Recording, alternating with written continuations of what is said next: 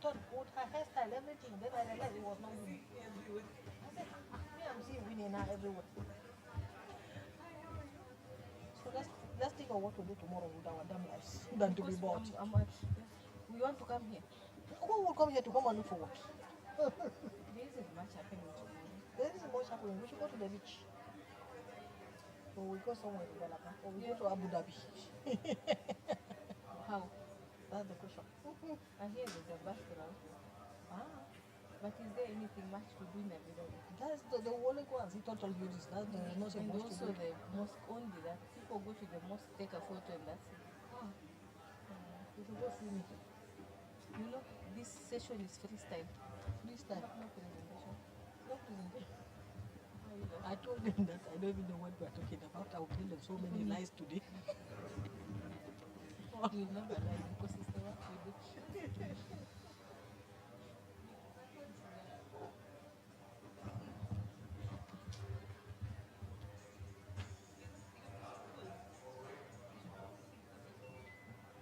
Mimi atakuja kulipua vitu simuoni. Bali one day you will blow up a conference venue. Hey, my friend, this cold like this, you put us in the fridge. Will this warm Dubai?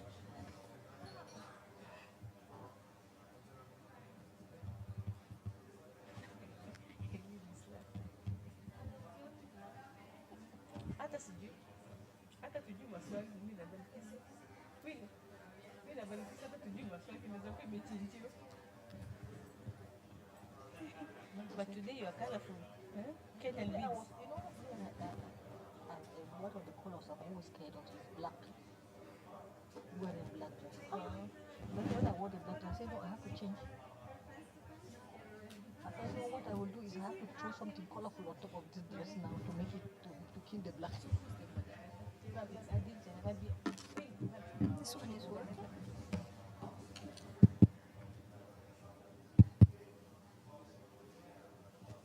Hello, good. Okay. Hello, good afternoon, everyone, and welcome to this side event from the front line through the eyes of the indigenous women. We are actually going to discuss issues regarding climate change from indigenous women's perspectives, and it is organized by the Indigenous FSC Indigenous Foundation and the Global Alliance of Territorial Communities, and also the Mesoamerican Alliance of Peoples of the Forest and the coordination of Mesoamerican Women Territorial Leaders. So welcome once again. Like I said before, the objective of this is to have specific perspectives of indigenous people. And as we all know, that indigenous people are affected directly by climate change. And it has not only affected our territories, our food security, our culture, and also our identity, as well as our connection to Mother Earth. So within this framework, indigenous women are also differentially affected by climate change. So meaning indigenous women have specific issues that are tied to them being women and also indigenous at the same time. So considering this differential impact of climate change on indigenous women, this event today is going to actually highlight the link between the effects of climate change and the increased violence against indigenous women and girls. And also, we know that one of the important thematic discussions going around climate change is the issue of loss and damage, which indigenous people are quite much a victim. So this one of the second objectives of this event is to promote more knowledge around loss and damage issues so that we can have a clear understanding of where we fit and what we can do to support indigenous people to mitigate these loss and damages. And also another objective of this, the third objective is to discuss about different climate actions that respond in a differentiated way to the needs of indigenous women and girls specifically, as well as empowering them as agents of development in their different communities. So we have here 4 panelists that will be sharing their expertise. All of them are well-seasoned indigenous experts in this area. So I will start by presenting the first person on my left, which is Helen Magata. Helen Magata belongs to the Kadaklan indigenous people of the northern Philippines, and she is the coordinator. She's the coordinator of the Climate and Biodiversity Program of the Tepteba Foundation, and she is also a member of the Indigenous Peoples Advisory Group of the Green Climate Fund and a board member of the Resilience Fund for Climate Justice. So she is definitely going to give us very interesting insights regarding the work of this advisory council and also issues of loss and damage. And then secondly, I would like also to present to you our second panelist, who is Sarah Omi. She is an indigenous leader of the Embera people of Panama, and she is the president of the Mesoamerican Alliance of Peoples and Forests, which is one of the organizing entity of this event. And yeah, she promotes empowerment of Embera women in her community through the rescue of ancestral knowledge. And also she is the president of the coordinating committee of the Alliance of Peoples and Forests, and elected to represent women in the Global Alliance of Territorial Communities this year. So she has been recognized by Forbes magazine as one of the 100 most influential women in Central America. So we will be happy to get her experience on this panel today. And thirdly, I would like to present to you Balkisu Buba, who is the vice president of the Cameroonian section of Repaliak. And she is a Mbororo Fulani pastoralist from Cameroon. She is a social worker, and she is also the founder and president of the Association of Indigenous Peoples and Sustainable Development, IPSD Cameroon. And she is also at the same time the vice coordinator, national coordinator of the Network of Indigenous Peoples and Local Communities for Sustainable Management of Forest Ecosystems in Central Africa, Repaliak.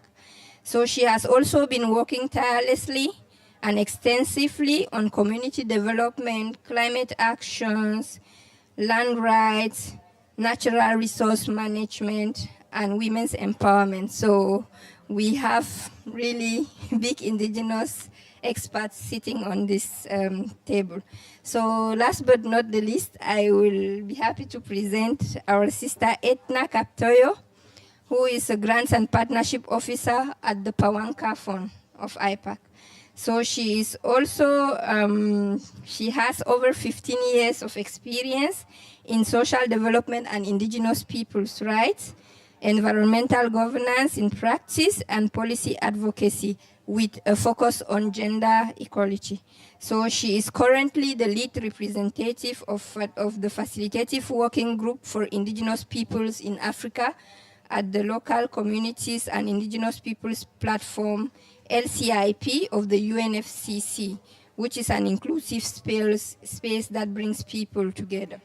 So these are our panelists, and we will not waste much of the time. I have some 4 questions that we will be discussing around the table. And so I will start from my right. And Ellen, if you could kindly share with us what losses and damages have indigenous women faced as a result of climate change? And if in your community, have you been able to identify any link or relationship between increase in violence against indigenous women and girls as a result of this climate change? You have the floor. Thank you very much, Rabiatu. I don't know how much time I have, but yeah. I'm going to speak on the second question first. Is there a link between climate change and the increasing violence of indigenous women's rights? Definitely there is. And I'm going to share the experience of my community. So I come from a community of a very small village in Mountain Province, north of the Philippines. And increasingly there's a migration of women from the village to the city. And this is not because they just want to go to the city. Opportunities, there are more opportunities in the cities now because we don't, our source of livelihood in the community is diminished because of climate change. And this again responds to your question about increasing violation of women's rights because of climate change. So, what kind of job do they do in the city? They look for jobs, menial jobs, where they're more exposed to sexual harassment, unfair treatment because of unfair job treatment, and they have to leave their children. I have a neighbor, I have a cousin. They have to leave their small children to their grandmothers because they have to look for better opportunities in the cities. And global figures would show us that women are 14 times more likely to die during national disasters. This is proven in many countries, and this is because of many social, cultural, and political realities of women. So I don't know if it's still a question whether there's an increasing violence of women because of climate change. I think that's already a given. It's just that many of these stories of women and children and young girls are not being put in the spotlight. That's why we still ask the same question. Another one is language. And in loss and damage, language is something that you cannot really pay. Can you compensate if language is dead or if it goes extinct? Of course not. Language is dying because of the natural connection to the land and territory of indigenous peoples. If you lose the land, if you lose the practice of, for instance, in my community, we are losing the practice of mutual labor, helping one another in our agricultural practice. And this is because we are now practicing the planting of high-yielding varieties of corn, which is so much dependent on middlemen, and you get herbicides, pesticides, everything, which makes labor cheaper, but also kills the land. And because of that, we are now losing the indigenous practices of helping one another, including the languages that are very connected to the agricultural practice that we do. And these are the kinds of losses that we are unfortunately not very much included in figures and also in data that we have or we get from our governments. Thank you very much, Helen. Actually, yes, I agree with you, and I think all of us, we do agree that there are a lot of issues facing us due to this impact of climate change, and some of the things are definitely interrelated, from migration to security issues, and also the issue of losing certain cultural aspects that can never be compensated. So it is something that we need to figure out what kind of actions that indigenous people and communities should take. So, Sarah, you have the floor. Sí, buenas tardes, agradecerle por este espacio con estas mujeres que día a día trabajan y resisten por alcanzar esa igualdad de derechos a nivel interno de nuestras comunidades y fuera de las comunidades.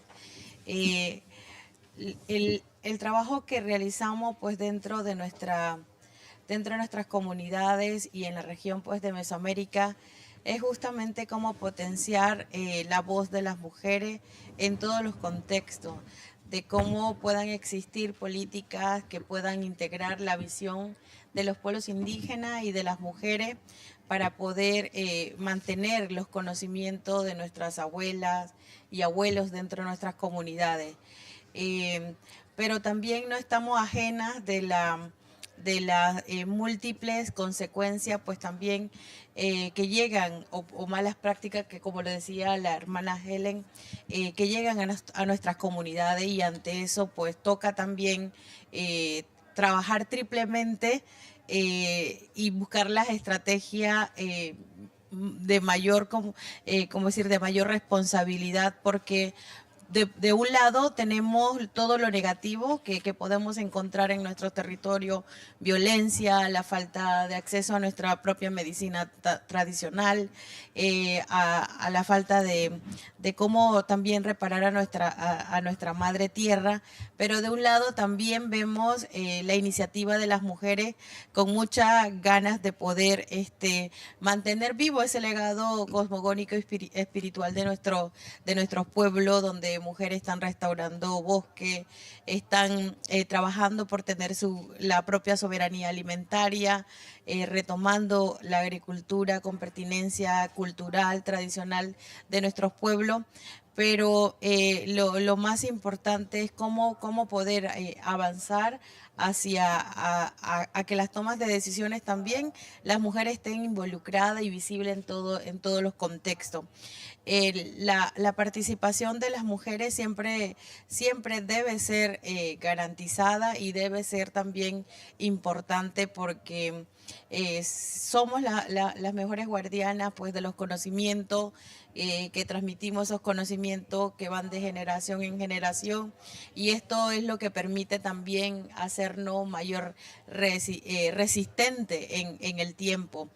Y también es importante de que nuestro trabajo sean visible para que esa voz esté a nivel interno en nuestras comunidades como fuera, para que se pueda encontrar ese equilibrio que necesitamos en cuanto a la participación de las mujeres y en cuanto también a la información que se requiere para poder buscar el equilibrio que se necesitan dentro de nuestros territorios. Thank you very much, Sarah. We see that most of the challenges are almost the same. It's just a difference of context and so on, but we all kind of face the same.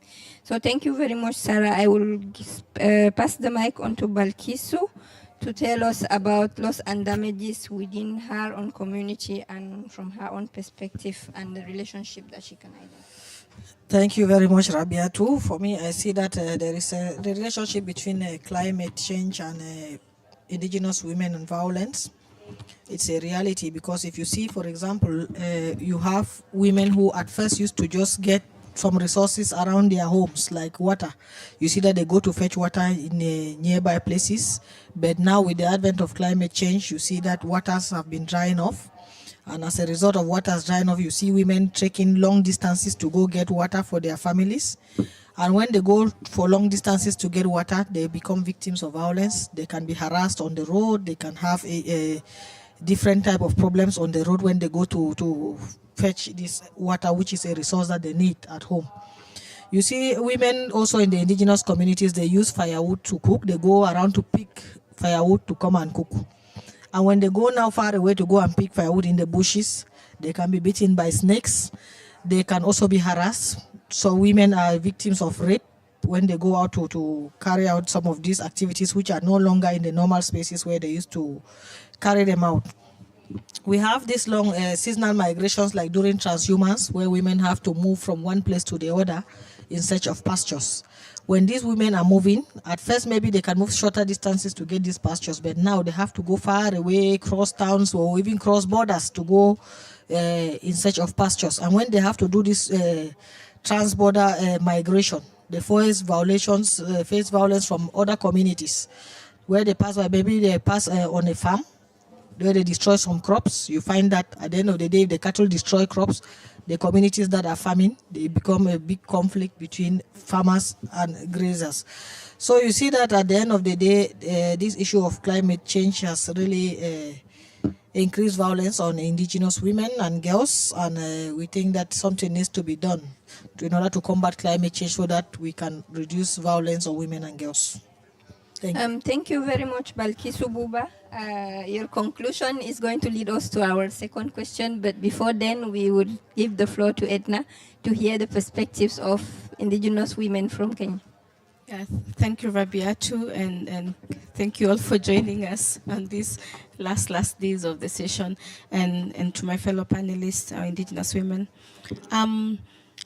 Basically, like indigenous women role depends on natural resources and access, and also societal roles also makes us more vulnerable to impacts of climate change, because access to food or household food and also a lot of collective efforts within the communities dependent on the women a lot. Like my community where I come from, the Pokot, even building houses is dependent on indigenous women. So we are supposed to build, and these are the resources that are becoming more scarce. A lot of healthcare practice is also dependent on indigenous women, and most practitioners are women, including some from my family. And so talking to them, you hear a lot of these medicinal plants, for instance, are not found. The grass you need to thatch your house is not found closer. And also sometimes it's in a protected area that you cannot access, or if you access, it's considered illegal. And so there's violence also from those working around those protected areas that has been blocked off from the community, yet it's community land. And so what we see is that with climate change and the socio-ecological impacts it has, and to the women, a lot of them now start to experience a lot of unsafe situations, not only within the community but also outside. Because when there's no food, there's a lot of challenges and conflict within the family. And then within the community as well, we live with other indigenous communities. We border each other. And so during migration, as communities as well are moving, or those who are farming, there's a lot of conflict. And the biggest casualties are indigenous women and children in most of these communities, and also in my community. So if there's violence and a lot of fight for natural resources, it's women. But then we don't forget that even with the climate change impacts, the response measures being done, also a lot of people coming to the community constructing dam. So you have a lot of impact within the environment. Like for some time back, we had cases where impact was done and on a big dam, and there was a lot of water overflow and also some landslide that happened. Of course, people will not acknowledge that dam because it affected those on the other side of the hill. And a lot of victims were women and children as well. And so there's a lot of unsafe situation, but also violence, as they've mentioned, experience, but it's beyond that, and it's within communities and also outside, because also when people are not living in safe spaces, they are lacking food, mental well-being is not also being observed. And in our communities, people don't talk about mental wellness. And also when people are depressed, so this results in a lot of violence, and we've seen a lot of cases. And then also moving to that, I think also we need to also speak about the access to sexual and reproductive health rights when we have impacts of climate change, and also these displacements that happen with flooding, with the drought, you know. And I feel this is a form of violence as well. It shouldn't be only the physical as well, because also we experience the different kind of violence as well as indigenous women. So I think because of that dependence and the link to violence, there's been a lot of studies and the linkage and stories, and I think it's a good topic and timely conversation that we are having. Thank you. Thank you very much, Edna, and thank you everyone for this first round of discussion. So from all the different experiences we have heard from our panelists, there is no doubt that we are facing a lot of challenges, first as a community and then also as women in particular. So my second question to you will be, what are some of the notable actions now that we know in our communities it is asserted that we are facing all of these challenges? So what are some of the notable actions taken by you, our indigenous community leaders, and also other community, indigenous community women? What are some of these notable actions or initiatives that focus on empowering our indigenous women to be able to mitigate and, you know, go through and reduce the stress from all of these effects of climate change? So now I think I will start from the other way, and Edna. I hope this microphone is audible. Is it? Okay. Yeah, I think there's a lot indigenous women are doing. Women for a long time have been socially organizing to tackle different challenges that they are facing in the community. And one way I've seen it's women more organizing more really to address collective issues, to access to food. So you find in some communities, even mine, women are starting to think, what are our traditional foods that are drought tolerant? We are cattle keepers and livestock keepers, so they look at what are the kind of medicine traditional that can also keep pests away or even heal, because there are also incidents of increasing the diseases. So women are also doing that. As well, what we've had with women, because there are some who are doing crafts that are dependent on the ecosystem, what they're doing is also doing in situ conservation, conserving those plants and trying to plant them at homesteads, and planting the plants that they wouldn't find at home, and trying to also restore waterways, for instance, traditional wells, and protecting that, and also working with the community to restore the traditional governance for managing water.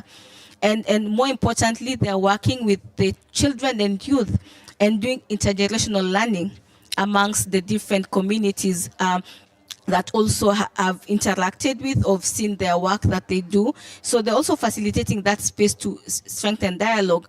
On the other hand, in terms of what they're doing, they're reviving traditional practices of even preserving food, for instance, so that when there's drought, there is, like, I didn't know in my community, we could store fruits, wild fruits, for instance, for more than even 5 years, but women are doing that now, trying to revive that, and also looking at the traditional plants that they were using before, and also calling for the protection. So they're also engaging in policy advocacy to inform policy space, what can be done to really put women's voices and provide spaces for them to influence policy, and also climate change actions that is being done at the different levels, since it's already ongoing. But I think that's for a start I could try to say.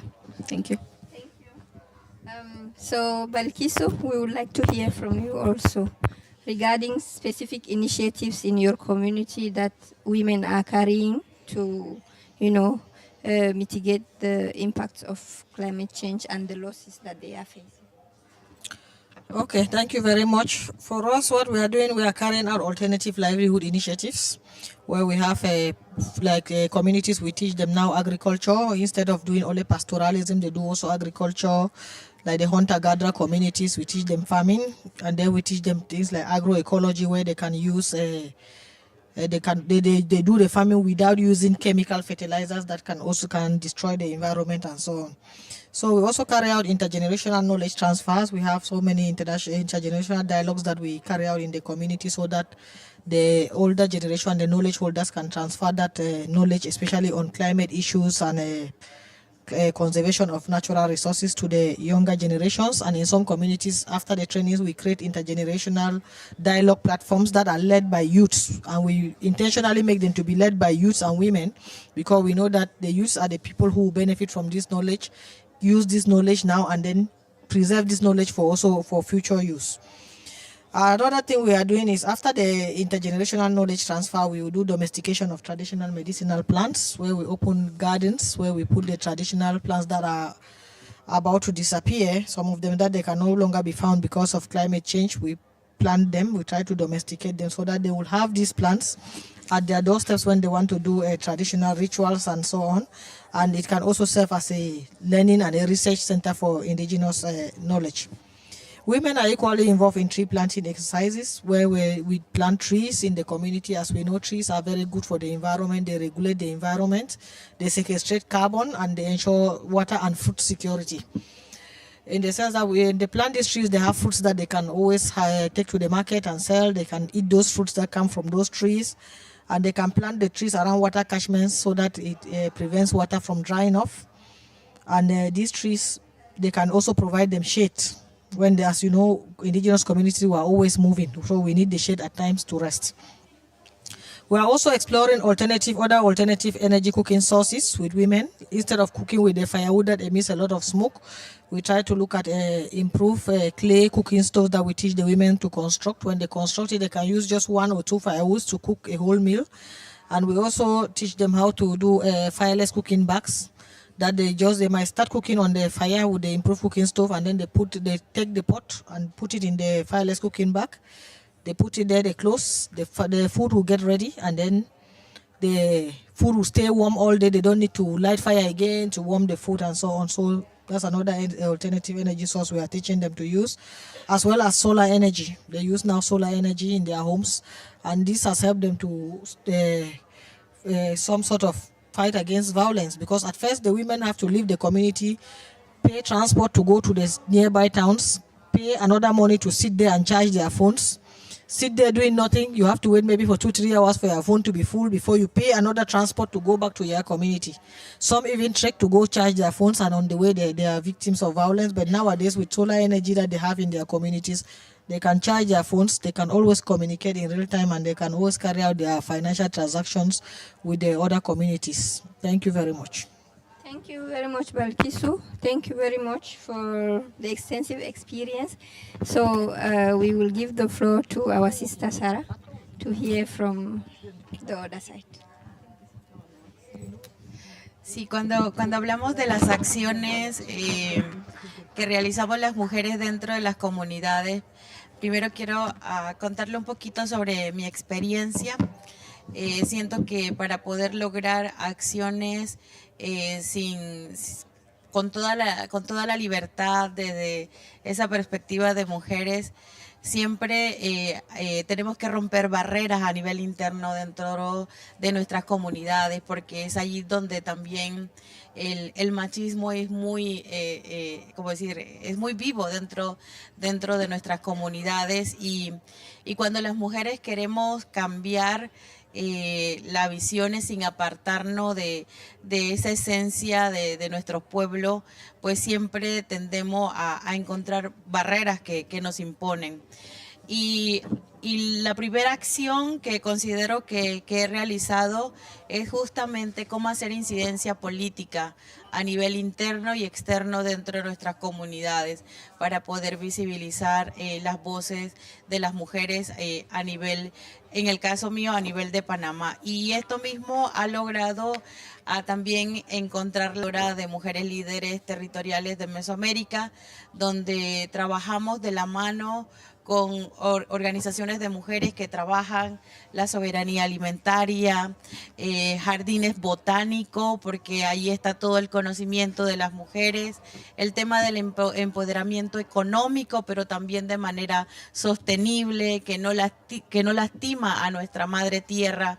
También mujeres que están en la causa de defensa de derechos, porque así como lo comentaban mis hermanas, muchas mujeres, muchas nos convertimos líderes a causa pues de la misma presión, de la invisibilidad de nuestras voces, porque sus hijas han sido secuestradas o porque sus hijas han sido violentadas, y esto es lo que ayuda también a buscar esos cambios positivos que necesitamos. La violencia no solo son los efectos climáticos, sino que esto trae muchos elementos negativos que afectan nuestra propia espiritualidad, que afectan nuestra propia esencia de ser mujer dentro de nuestras comunidades, y por eso la solidaridad en las diversas plataformas de organizaciones es lo que nos permite también a construir estrategias desde nuestra propia participación. Y en la región pues mía, a través pues de la Coordinadora de Mujeres, recientemente hemos elaborado también nuestro plan de género y cambio climático, porque queremos trabajarlo desde nuestra propia perspectiva. Queremos mantener esa misma condiciones y equilibrio que nos permitan desarrollarnos desde nuestras propias enseñanzas, desde nuestros propios valores culturales y espiritual, para poder buscar el equilibrio que necesita nuestra madre tierra. Thank you very much, Sarah. So, Helen, we would like to hear the Russian perspective. Thank you very much. I don't know what else to add. The sharing from my co-women here are very rich. But I think there's a lot of stereotype and expectation put on women. And women have been doing a lot, fulfilling this pressure and fulfilling this role of this imposed gender stereotype. doing things for the collective, doing things for the family, for the community. But at the end of the day, women forget that we are also individuals. And there's one beautiful initiative in the city where I live. It's called the Center of Women for Hope. It was established during the COVID pandemic to help people with mental well-being. But it eventually evolved to include many other situations, like disasters, for instance. So recently, there's an increased suicide cases of young people in my city, and the Center for Women of Hope was there to really listen to women and to young people, because you can rarely find spaces for such discussion. Yeah, it's easier to find, for instance, support for cooperatives, which women are also doing. They're engaging with the market, they're engaging with the private sector, with non-government organizations outside their communities, and also with the government, because they want to take spaces. And it's easier to find this kind of spaces. But again, it's more difficult to find spaces to address the human and the individual need of women as a human person. There are other examples that I can provide, like women are still teaching the language, our indigenous language, to their children, and this is something that is seen as natural, and thus it's not given the value that it should have.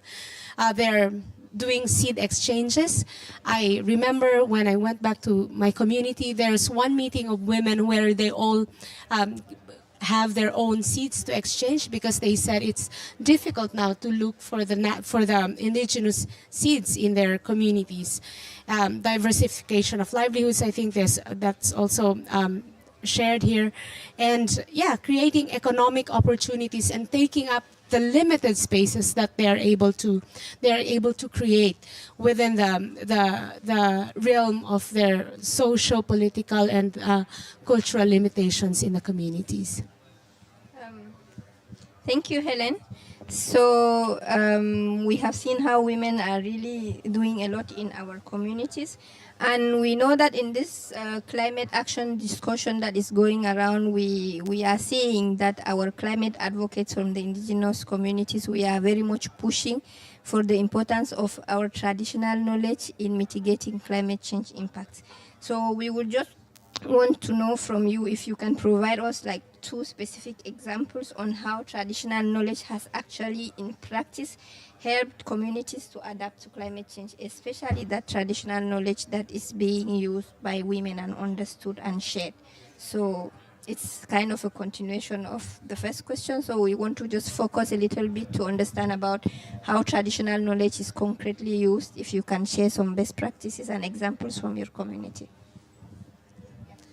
One example that I can think of right now is the traditional forest management of indigenous peoples in our region. This has been recognized by the local government and also the national government. That is, well, they term it differently. Like, I can't remember the terminology that they put it, but that they use, but it's recognized as sound forest management practice, and it's put into law to recognize it. The second one is that, well, it's not even if it's not recognized by both the local and national government, but indigenous peoples have been practicing management of scarce resources. One of which is, for instance, the scarcity of water. And there's a practice in our region that is called lampisa, where the indigenous peoples, including women and youth, are guarding the source of the water, and they are dividing the water according to the need of the community. So that, because a lot of tribal wars break out because of water scarcity, and to be able to ensure that that doesn't happen, there's community practice of really ensuring that water is equitably distributed according to the needs of the community. And this has been going for many years. This is not to solve climate change, but it's a practice that is now being also considered and recognized as a climate change solution. Thanks. Thank you. Sarah? El ejemplo que puedo mencionar de que puede aportar al cambio climático, bueno, primero yo vengo de una comunidad que fue reubicada forzosamente por la construcción de una hidroeléctrica, y los saberes y conocimiento de mis abuelos y de líderes han puesto sobre la mesa de que a pesar de las dificultades de violaciones de derechos, se puede encontrar una nueva casa y renovarla nuevamente. Yo creo que esa es una de las buenas prácticas que tenemos, a pesar de la violación de derecho al territorio. Hemos logrado estar en un nuevo territorio buscando las diversas alternativas de cómo restaurarla, de cómo repararla, y eso estamos haciendo especialmente en mi territorio con el trabajo de las mujeres. Thank you. Balkisu? Thank you very much. I will talk about traditional grazing. When you see the way the indigenous communities, they graze, like the pastoralist community, they live from one place to the other. And when they live from one place to the other, traditionally they are leaving the area they have been grazing so that this area can regenerate. The resources that are on the place can regenerate, because if they do overgrazing on a particular piece of land, it will lead to land degradation. We also have a traditional way of thinking and doing things, of taking only what we need in nature, or what is required, that is something that we need, not taking everything because that we don't even need to go with. For example, if you see the hunter-gatherer communities and the pastoralist communities, when they are carrying out their activities during the day or moving, if, for example, they come across a fruit tree, they will harvest only what they need to eat, and then they continue, they go and eat. Not that they will harvest all the fruits and then go and keep in the house and it is spoiled, it is getting bad in their house. This is a traditional way of life that makes them to know that there is another person who also needs those fruits, who will come and also harvest and eat. And they know that as we are going like that, others need it. Even when they go hunting, a person going for hunting goes to do hunting, he targets that, if he knows that, okay, I have 5 members in my household and we can eat this quantity of meat, and then once he has an animal that can feed his family, he comes home and he leaves the rest of the animal in the forest. And you see, women, they also use traditional knowledge to look at early warning signs, because when they look at some signs in the community, they can already predict what will happen in the next 2 weeks, what will happen in the next 1 month, whether there will be drought, whether there will be floods, or what will happen. And there they start taking measures. They know that in the next 2 weeks, this is what is going to happen in the environment, or this is what is going to happen in the weather. So they start taking measures to see how they can adapt to the situation or how they can mitigate the risk. Thank you. Yeah, in terms of building resilience, a lot of it depends on the traditional knowledge that women are custodians of.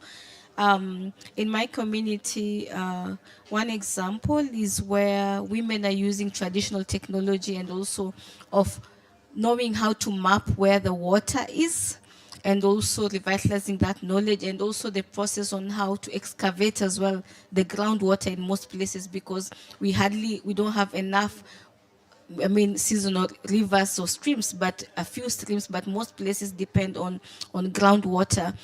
And so they know that, and also how to check to know the quality in terms of if it's fit for human consumption. So a lot of that from the women, but also, and I think Balkisu and the rest has touched on it, I think women also helping in climate information sharing, and also helping community define as well, again, and revitalize these traditional seasonal calendars. Because that was, people were not using a lot, and so they're reviving that, people to understand that, and also helping with the traditional weather forecasting that's needed.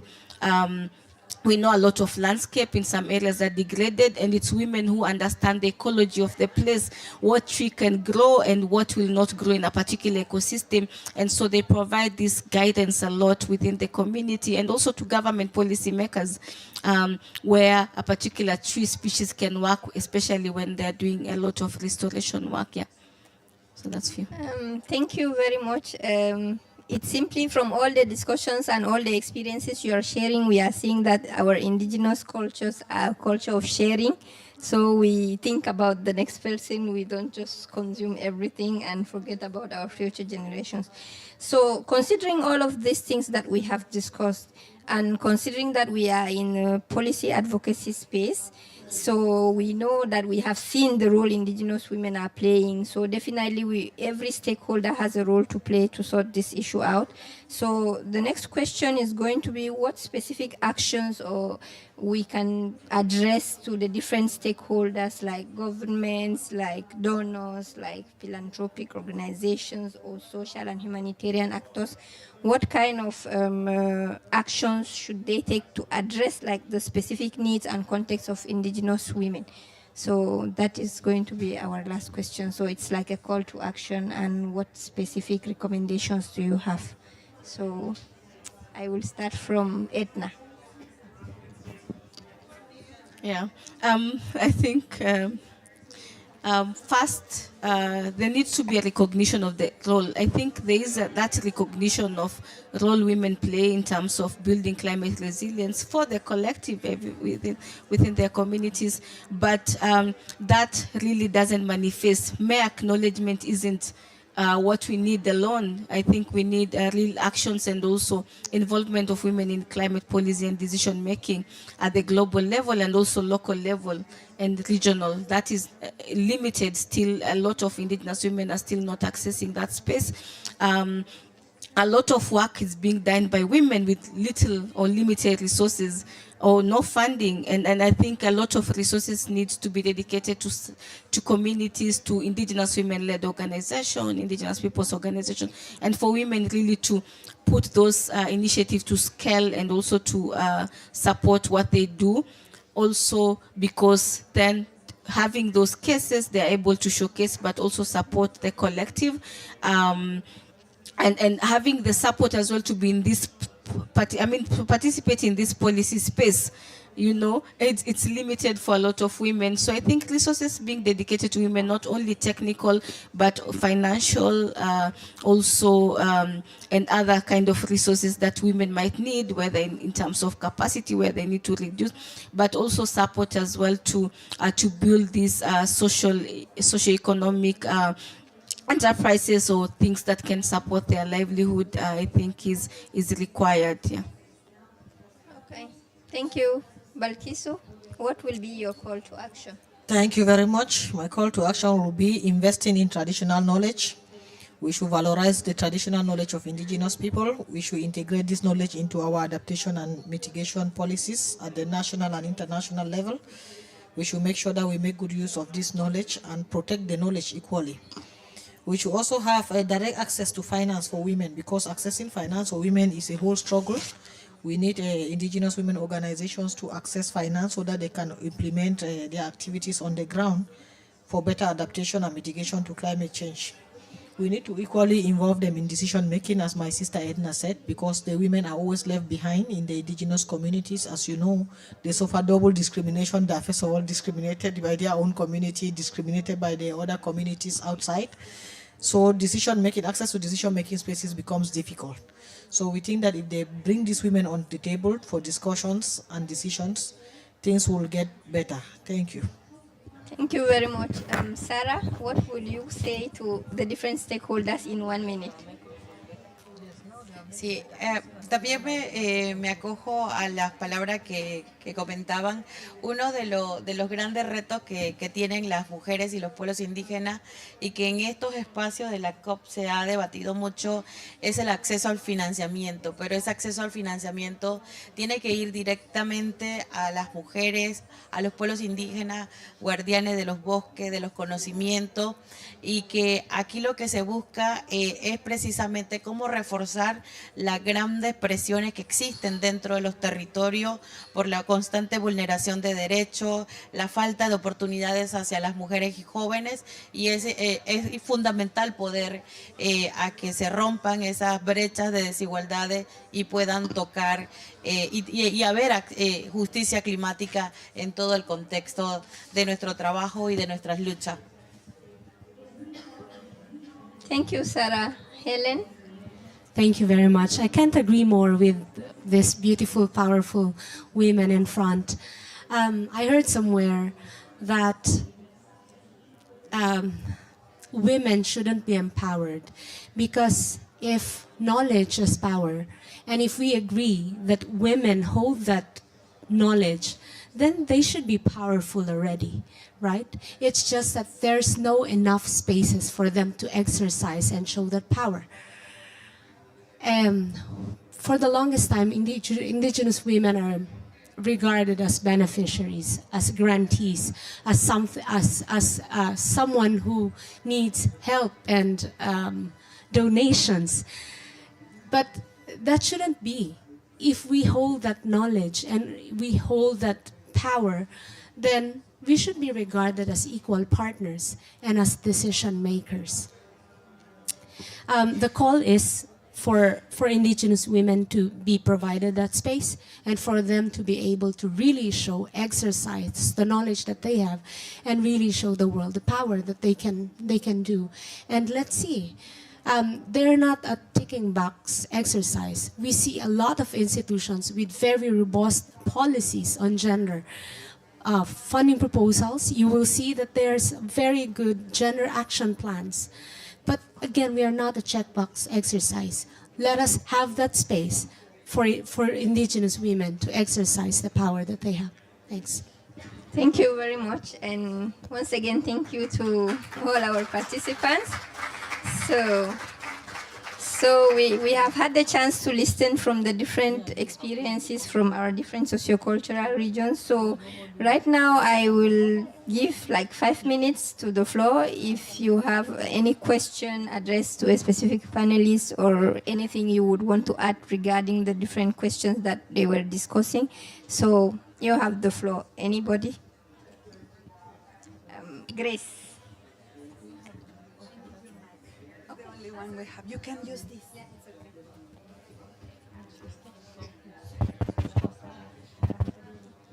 No, I would just like to add to what you have said, very important things that you have said, but what I wanted now is to reiterate that we should change our narrative from direct access to allocation of dedicated fund for indigenous peoples and indigenous women from our fund donors, because we always compete with other NGOs or other indigenous peoples organizations in general.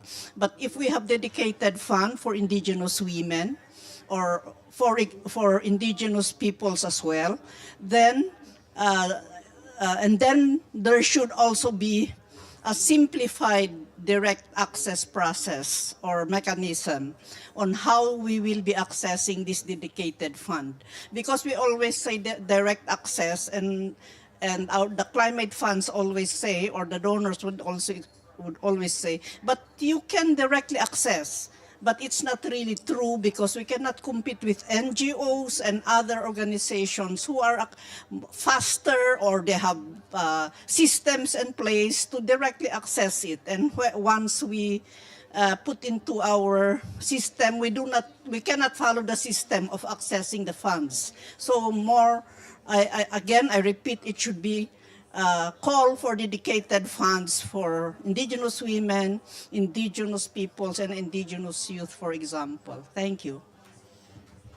Thank you, Grace. Yeah, Aisatu, do you have a question? Any other person?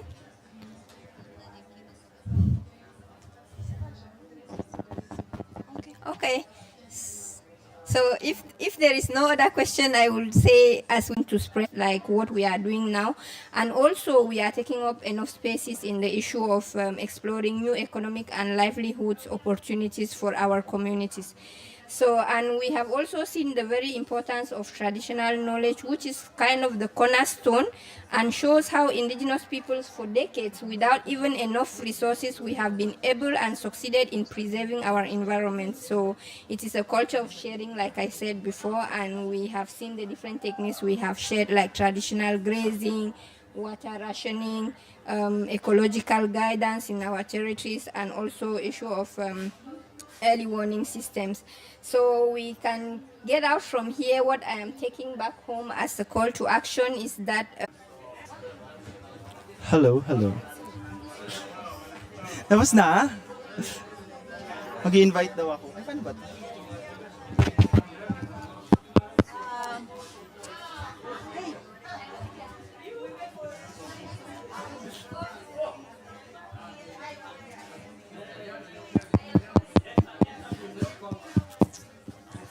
Hello everyone. For those who have free time and can still stay, there's a Indigenous Peoples Clothing fashion show after this event happening in a few minutes. So if you want to watch, you can stay. Yeah, yeah. Thank you, thank you. So everyone who would like to stay and watch a simple fashion show featuring indigenous people's calls and outfits, of course. Thank you.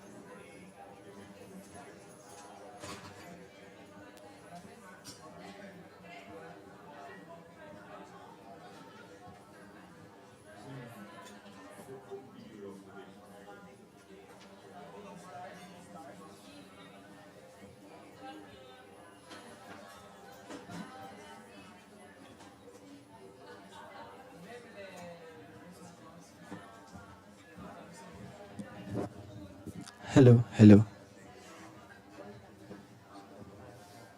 Ah.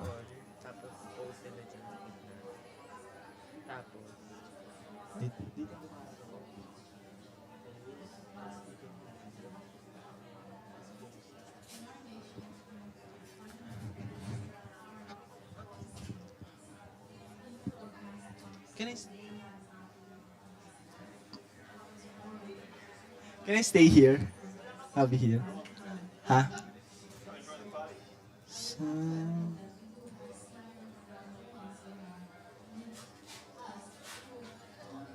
sa ano? Sa signal yata. Signal na lang. Tingnan mo.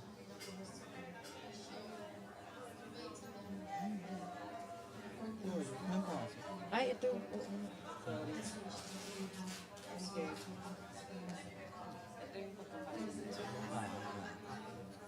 Okay. Ako mag-cue. Tinan mo lang ako.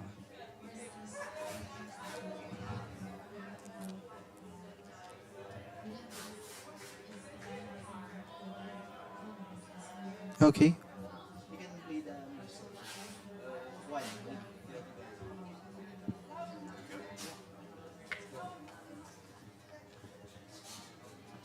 Which one do you want to play? Let's go in order. Yeah, no, just the one on the loop. Number one first, yeah. And then I will signal you later if we will play the others. How long is this one? So for each 1 minute. What you put in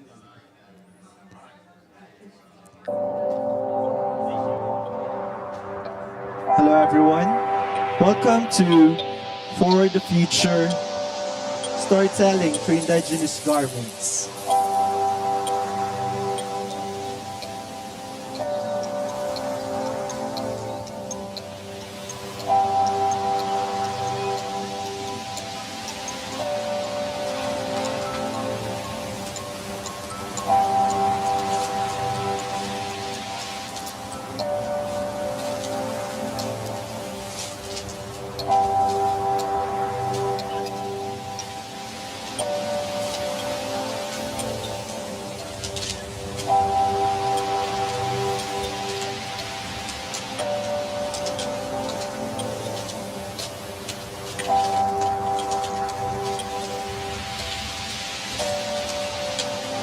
A grave injustice that reverberates beyond the boundaries of a forest in Kenya.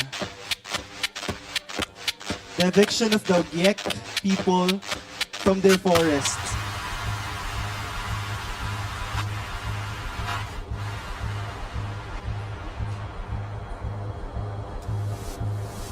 This eviction not only violates the basic human rights, but strikes at the heart of the broader struggle for the rights of indigenous peoples, echoing a disturbing narrative of dispossession and marginalization.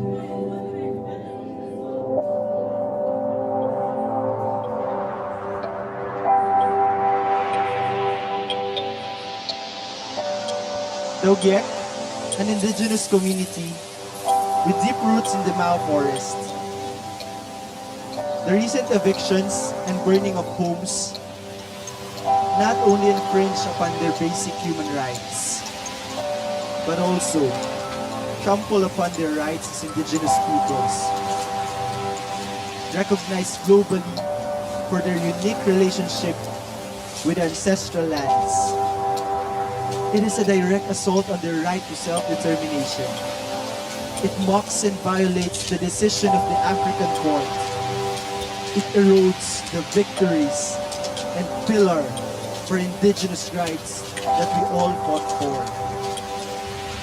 The Ogiek eviction underscores the broader issue of land rights for indigenous peoples. Land is not just a commodity. It is the foundation of life, culture, and genuine development of the people. The Mao forest is not only a piece of land for the Ogiek, but a sacred space that holds a key to their survival. Stop forest evictions. Save Mao Forest. Stand with Ogiek.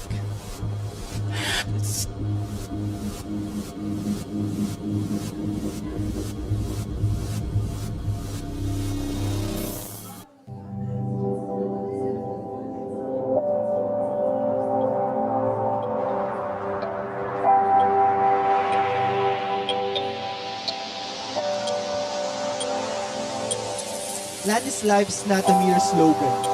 It encapsulates a deep, spiritual, and inseparable connection to the land that sustain not just their physical existence, but their entire way of life.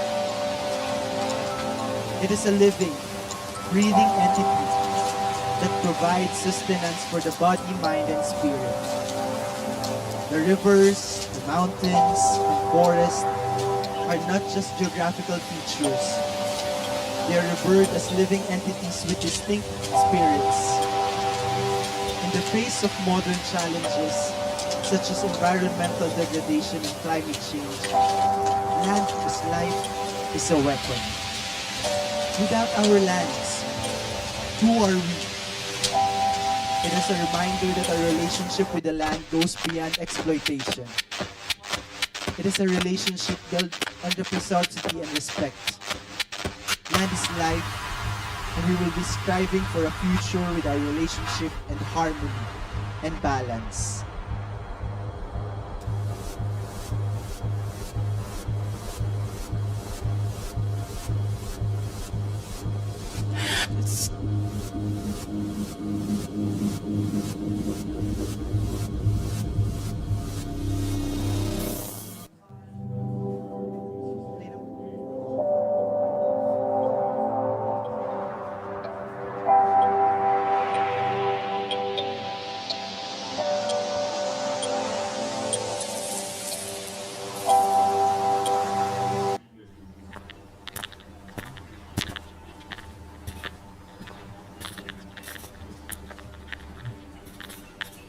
Ao matakapi, ang petuashde. Wao kiamani imachiapi. Hunkpati Dakota Nayaki imataha. Hello everyone. My people, the Dakota and Yaqui, demand the respect of their inherent rights as indigenous peoples. When our rights are not respected, Onchi Maka suffers. When our solutions are embraced, Mother Earth is respected, and future generations are protected. My clothing represents respect and honoring of my ancestors, our culture, spirituality, and way of life that have been passed on to us, that I feel grateful to learn more and more about every day and want to protect for the future generations.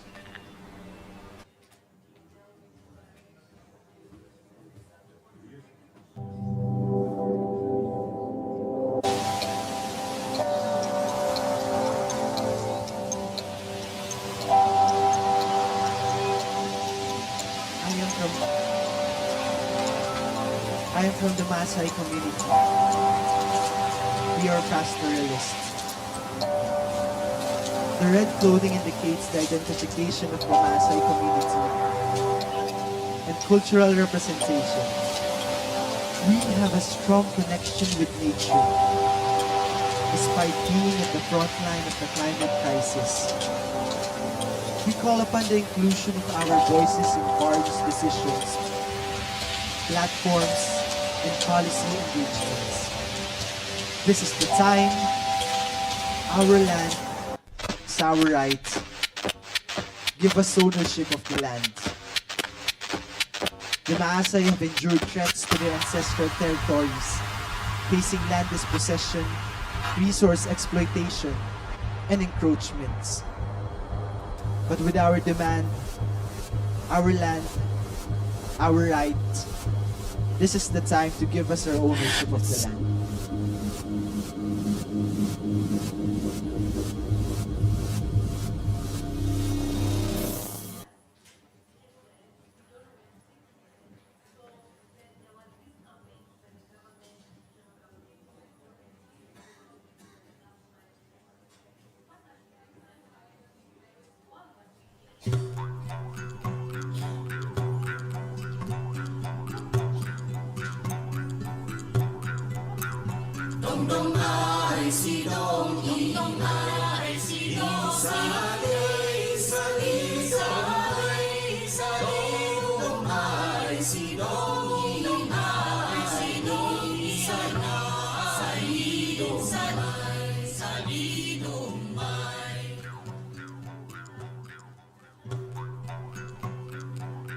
Bastang Dagdagan hails from the Cordillera region in northern Philippines, a mountainous region that is inhabited by a majority of indigenous peoples belonging to at least 7 ethno-linguistic groups collectively called Igorots.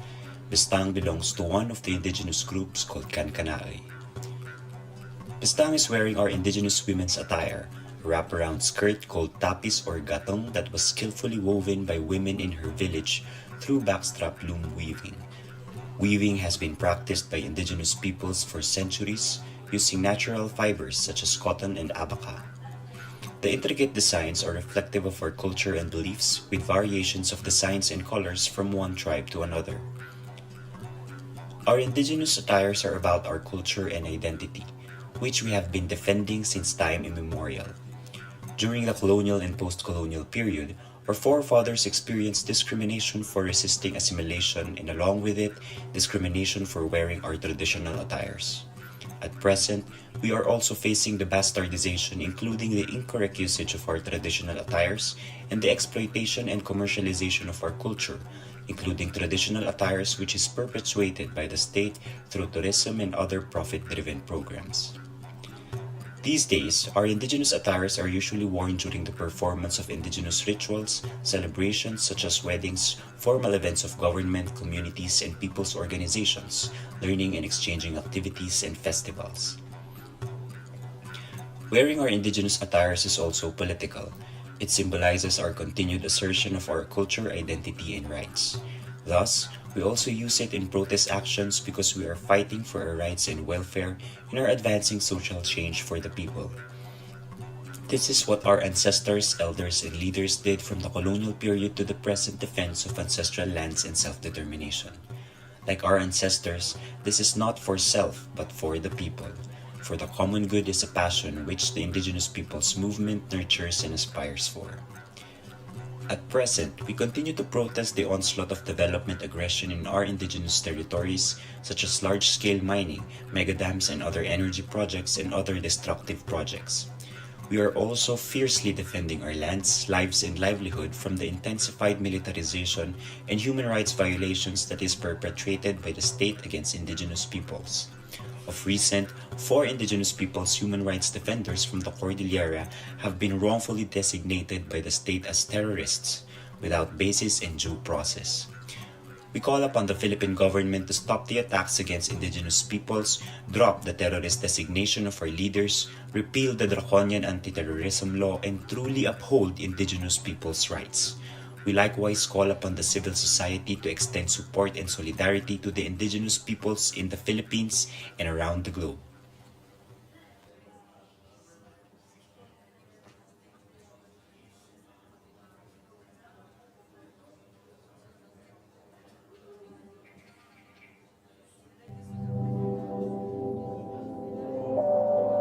The echoes of the past and present injustices reverberate in the environmental crisis we face today.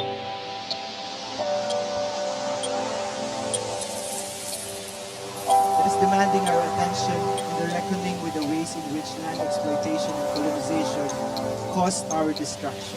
Colonization driven by a quest for resources and power, often involved the dispossession of indigenous peoples from their ancestral lands.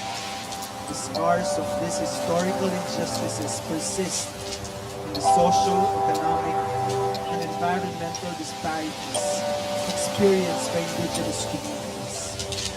As foreign powers sought to exploit the wealth of the land, they disrupted centuries-old sustainable practices, leading to environmental degradation and loss of biodiversity. Land occupation displaced our peoples.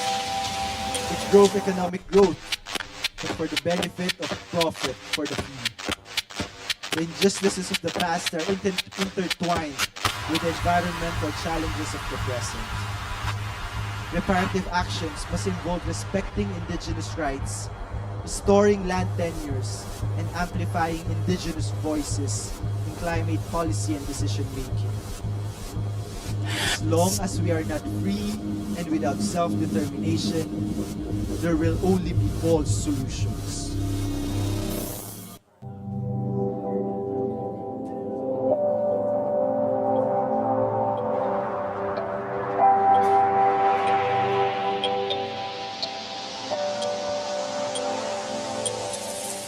We are at a crucial moment, and asserting our right of indigenous peoples to self-determination is becoming an urgent duty.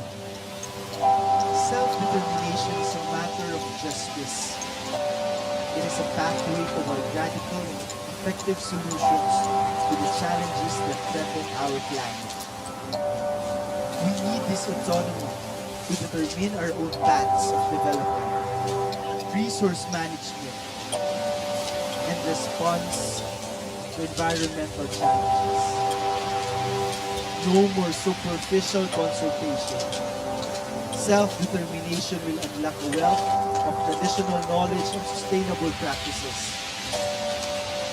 Radical solutions must address historical injustices and land dispossession. It must support Indigenous-led initiatives for land restoration, sustainable resource management. The right to self-determination is the cornerstone of our efforts to combat the climate crisis. We will fight for it, and the victory is ours.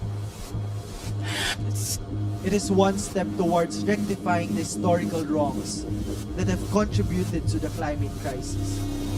It demands equitable partnerships that recognizes the unique contributions Indigenous communities can make. Self-determination is our solution. Wa'okia mani I Machiapi, Hunkpati, Dakota, Nayaki I Mataha. Hello everyone. My people, the Dakota and Yaqui, demand the respect of their inherent rights as Indigenous.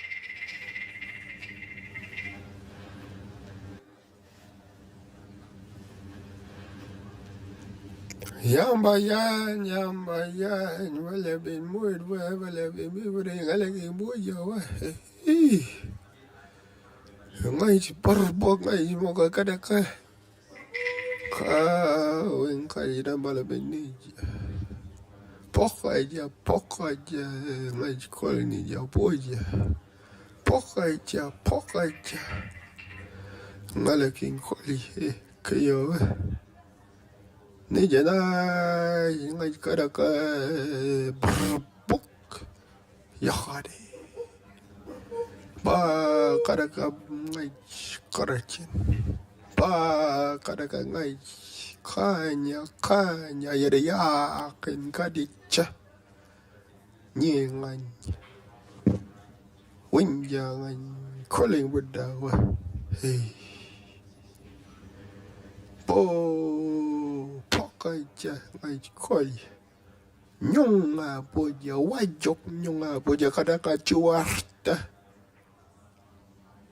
Pakaja kakaring baladang mengada boja kadaka mengada burna. Kadaka boya kadaka ngam. I've traveled a long way from my homelands to lands that held me in the way in which all of my ancestors were held on their journeys, held in that softness, held in that unconditional love. The oldest living, continuous culture in the world, not by accident. It was a culture of love, and love isn't by accident. Love is a product of a culture of connection. And those connections being affirmed and reaffirmed every day in every way that we say and we speak and we pray. As we pray through song, as we pray through dance, as we become one with the oneness of the world around us. I come from a place called Burlo,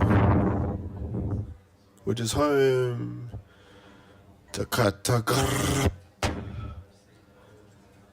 which is the place of Banere Kamalana, the spider spirit, of which the 16 clans of the Nyunga nation would gather. And they would sing, and they would dance, and they would tell the story that their grandmothers, their grandfathers for generation after generation, since time immemorial, had told their children, had told each other, to remind them of the interconnectedness of the world we live in and how the place that we find ourselves in these lifetimes, in this web of life that is interconnected, that is interdependent, infers obligation to do what is right. As the Nyonga, Palapanyoka would travel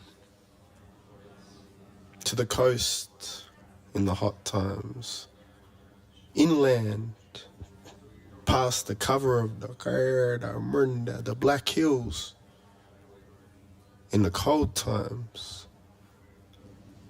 they would travel in the most sustainable way the world has ever seen and ensure that their camp, of their clan, of their family of 20 or so people, they would leave that place in a better place than they found it.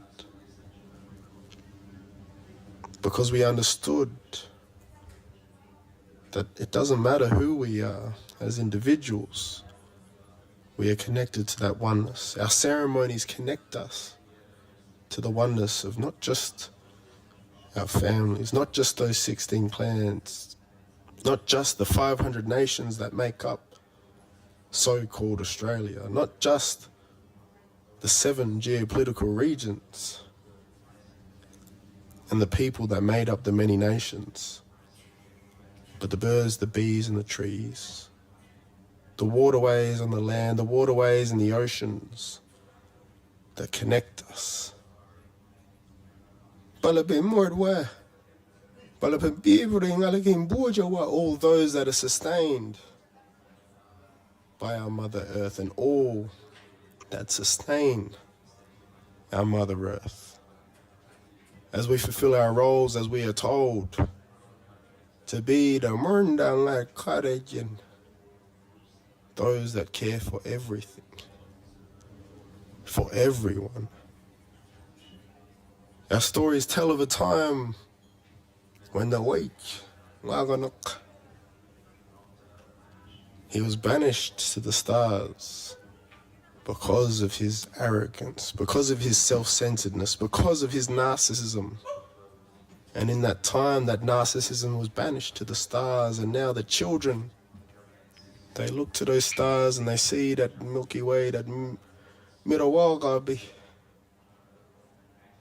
And in that Milky Way, you can see that emu sitting up there, reminding us it's not about me, me, me, it's about we.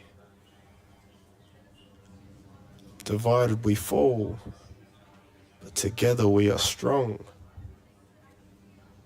In Nyunga, our word for strength is mortich. Mort is your family. Mortich is solidity.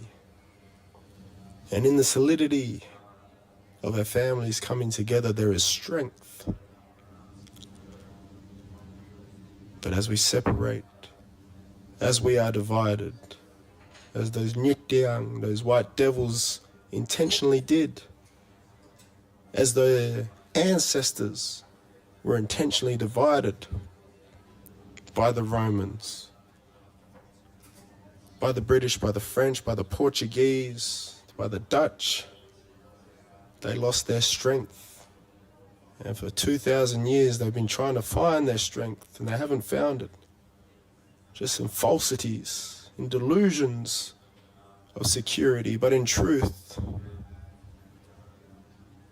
they're still searching, they're still chasing their tail because they're looking in the wrong places. And when you come from the wrong places, you end up in the wrong places. But we have the key. And until they're ready to listen, to open their hearts, to open their ears to the wisdom that we have as custodians of these secrets, they don't have a chance.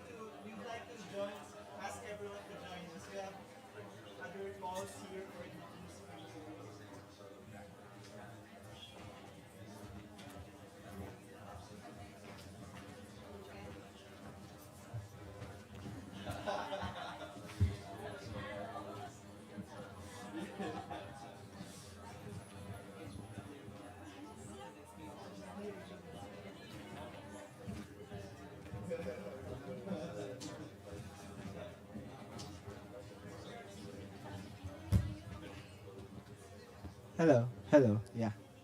Yeah, so would like to request everyone to get a call, be one with our indigenous models, our brothers, our sisters.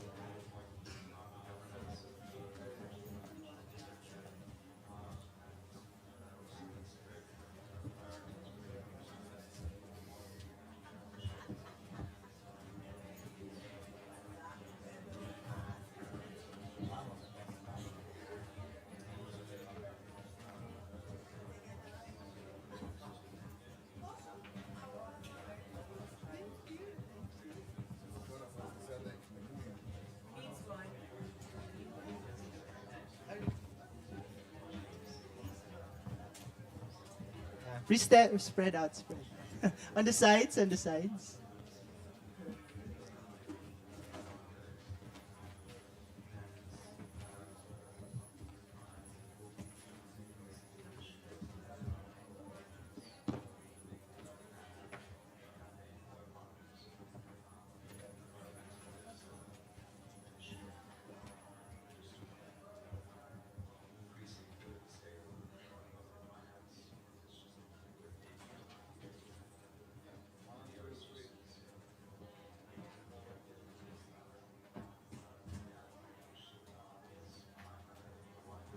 Another one. Big smiles, everyone. More photos.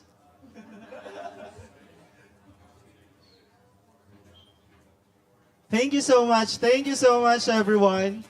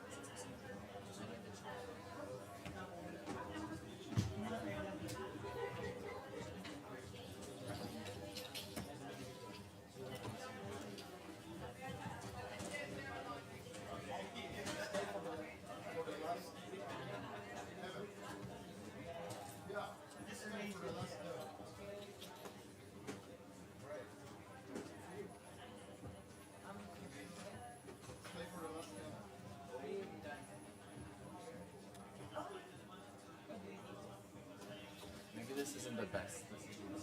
Hola.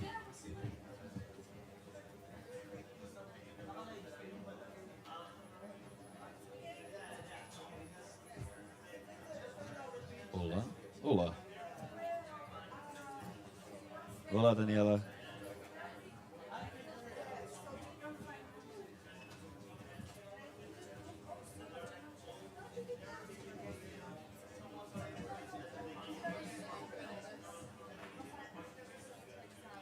Machi, ¿nos puede escuchar?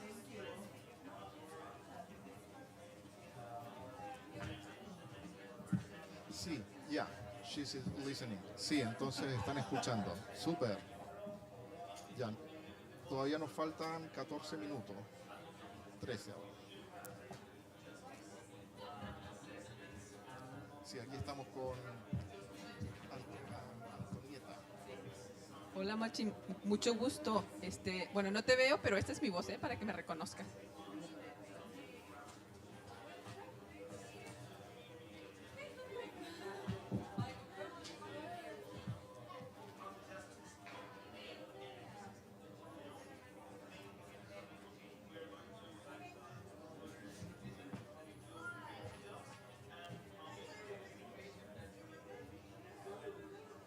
Ahora deberían estar viendo la...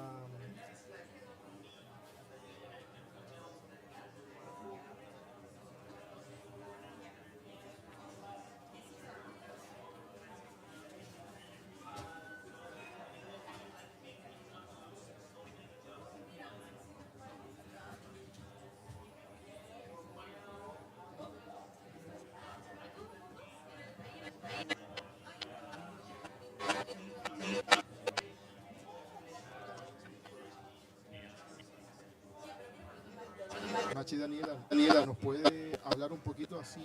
Probamos que la escuchemos nosotros. Por favor, por favor.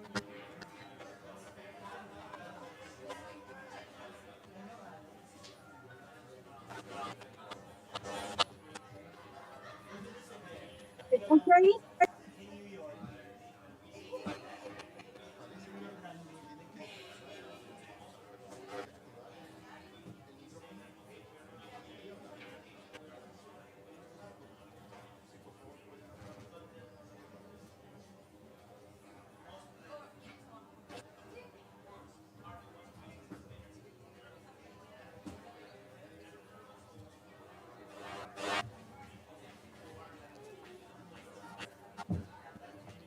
Muy buenos días por Chile.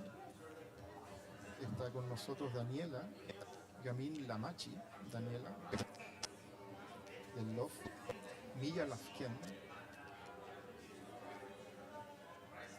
Está la señora Sonia, de San Pedro Atacama, y Francisco, de la Unidad de Medio Ambiente de los Pueblos Atacameños, ambos de Ayllu Sin Fronteras. Por favor, ¿podrían ustedes hablar solo para probar que nosotros los escuchamos, por favor? Ahí veo que la Machi activó ¿Allí se escucha bien? su micrófono. Si pueden hablarnos, por favor. Hola, ¿qué tal? ¿Se escucha abajo? Ya, sí.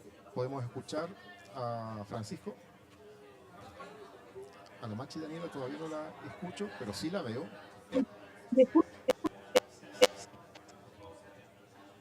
Hay como una interferencia.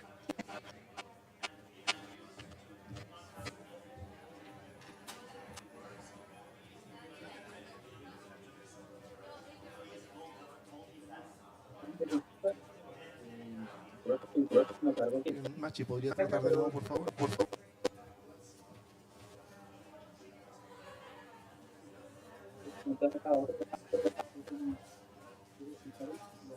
¿Podría tratar de hablar de nuevo, por favor?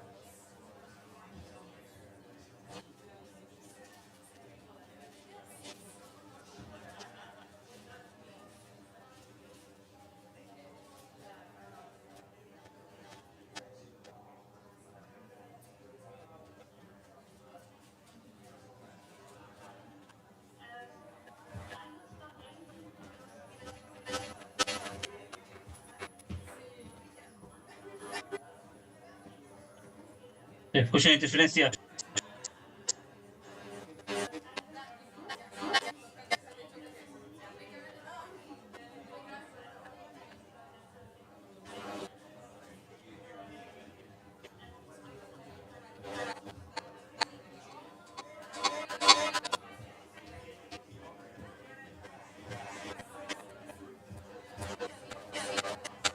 Parece que la escuchamos bien. Si nos pueden hablar de nuevo, por favor.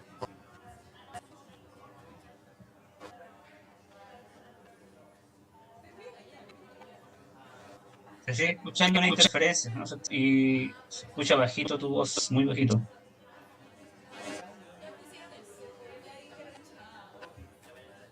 Sí, acá pasa lo mismo, se escucha una interferencia y la voz Nos se escuchan escucha muy bajo baja. ellos y nosotros también nos escuchamos bajo.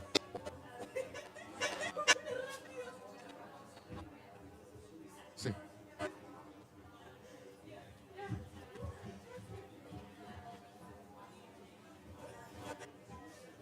Trata de reiniciar.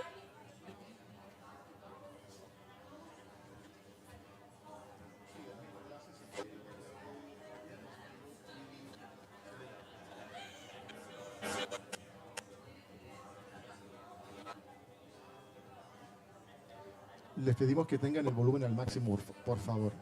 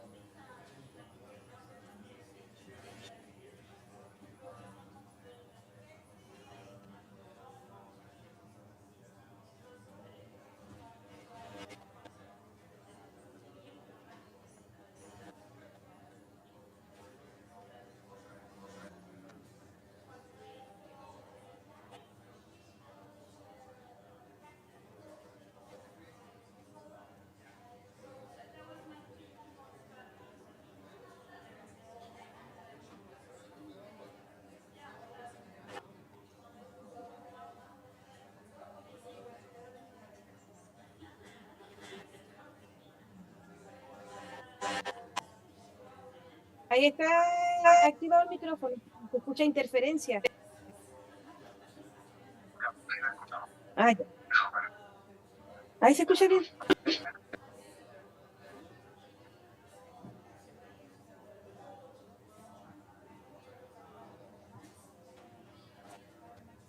Just on to.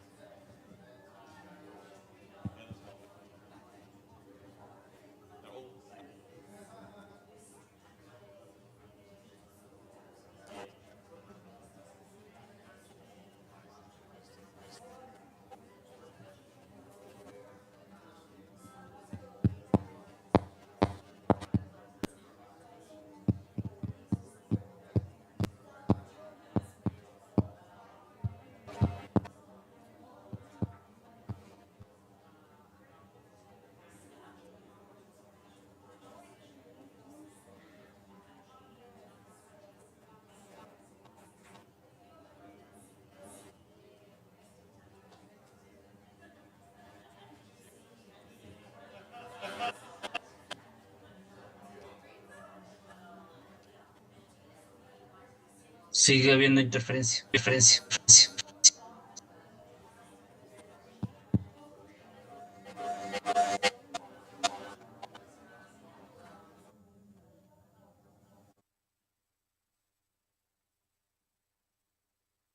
Mm,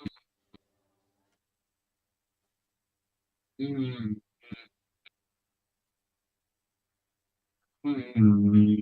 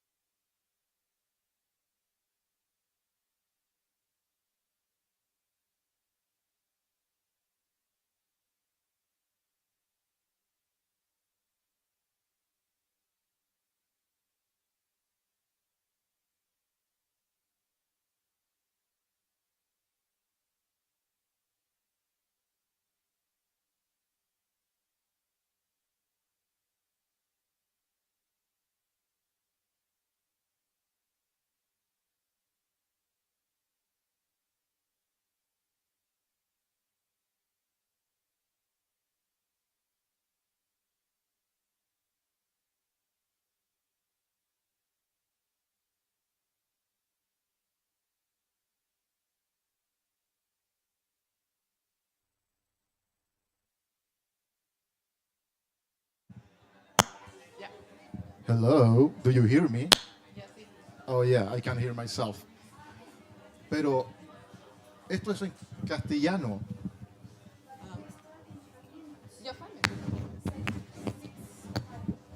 So we'll start in 5 minutes. Entonces, comenzamos en 5 minutos para esperar a nuestros intérpretes. Muchas gracias.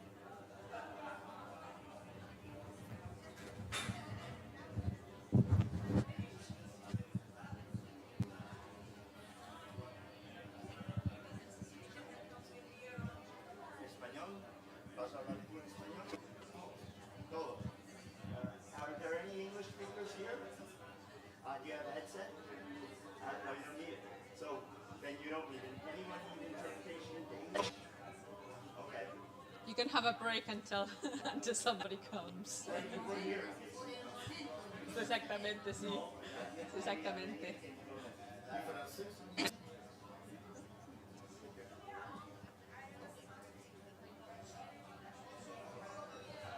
Muy buenas tardes aquí en Dubái, buenos días en Chile, buenas tardes en Inglaterra, ¿no? En el meridiano de Greenwich. Bienvenidos y bienvenidas a este último side event del día de hoy, 11 de diciembre ya, del año 2023, penúltimo día de la Conferencia del Clima número 28. Soy Freddy Sebastián Medina, director del Foro Indígena sobre Cambio Climático Chile, y estamos hoy con este evento en donde vamos a indagar cómo la transición energética, que es algo a lo que todos y todas aspiramos, tiene también que ser observado desde el punto de vista de los territorios ancestrales. Pero por supuesto, además de tener invitados que nos van a hablar desde sus propios territorios, está con nosotros Antoinette o Antonieta, ¿verdad? Néstor. ¿Cómo estás, Antonieta? Muy bien, gracias. Gracias por estar aquí presente. Gracias, Freddy. Cuéntanos, Antonieta, tú perteneces al Centro para la Reparación del Clima de la Universidad de Cambridge. ¿Cómo te ha parecido esta conferencia del clima hasta ahora? He ido a diferentes eventos y es interesante que en la mayoría de ellos la naturaleza ha aparecido, los nature-based solutions, las soluciones de la naturaleza, se siguen mencionando. Y en un evento esta mañana alguien dijo, lo que necesitamos no es solamente hablar de la naturaleza, pero también que los remedios que necesitamos se encuentran con el mundo indígena, y eso me alegró bastante. Qué importante es que de todos los lugares, ¿verdad? Desde la tecnología, desde la ciencia y también de los conocimientos ancestrales, podamos ir integrándolos para poder tener una transición justa, ¿verdad? Y, como lo dice el centro al que perteneces tú, podamos ir reparando el clima, pero más que nada recomponiendo también nuestra calidad de vida. Bueno, pero tenemos invitados e invitadas muy interesantes que nos van a hablar precisamente desde sus territorios.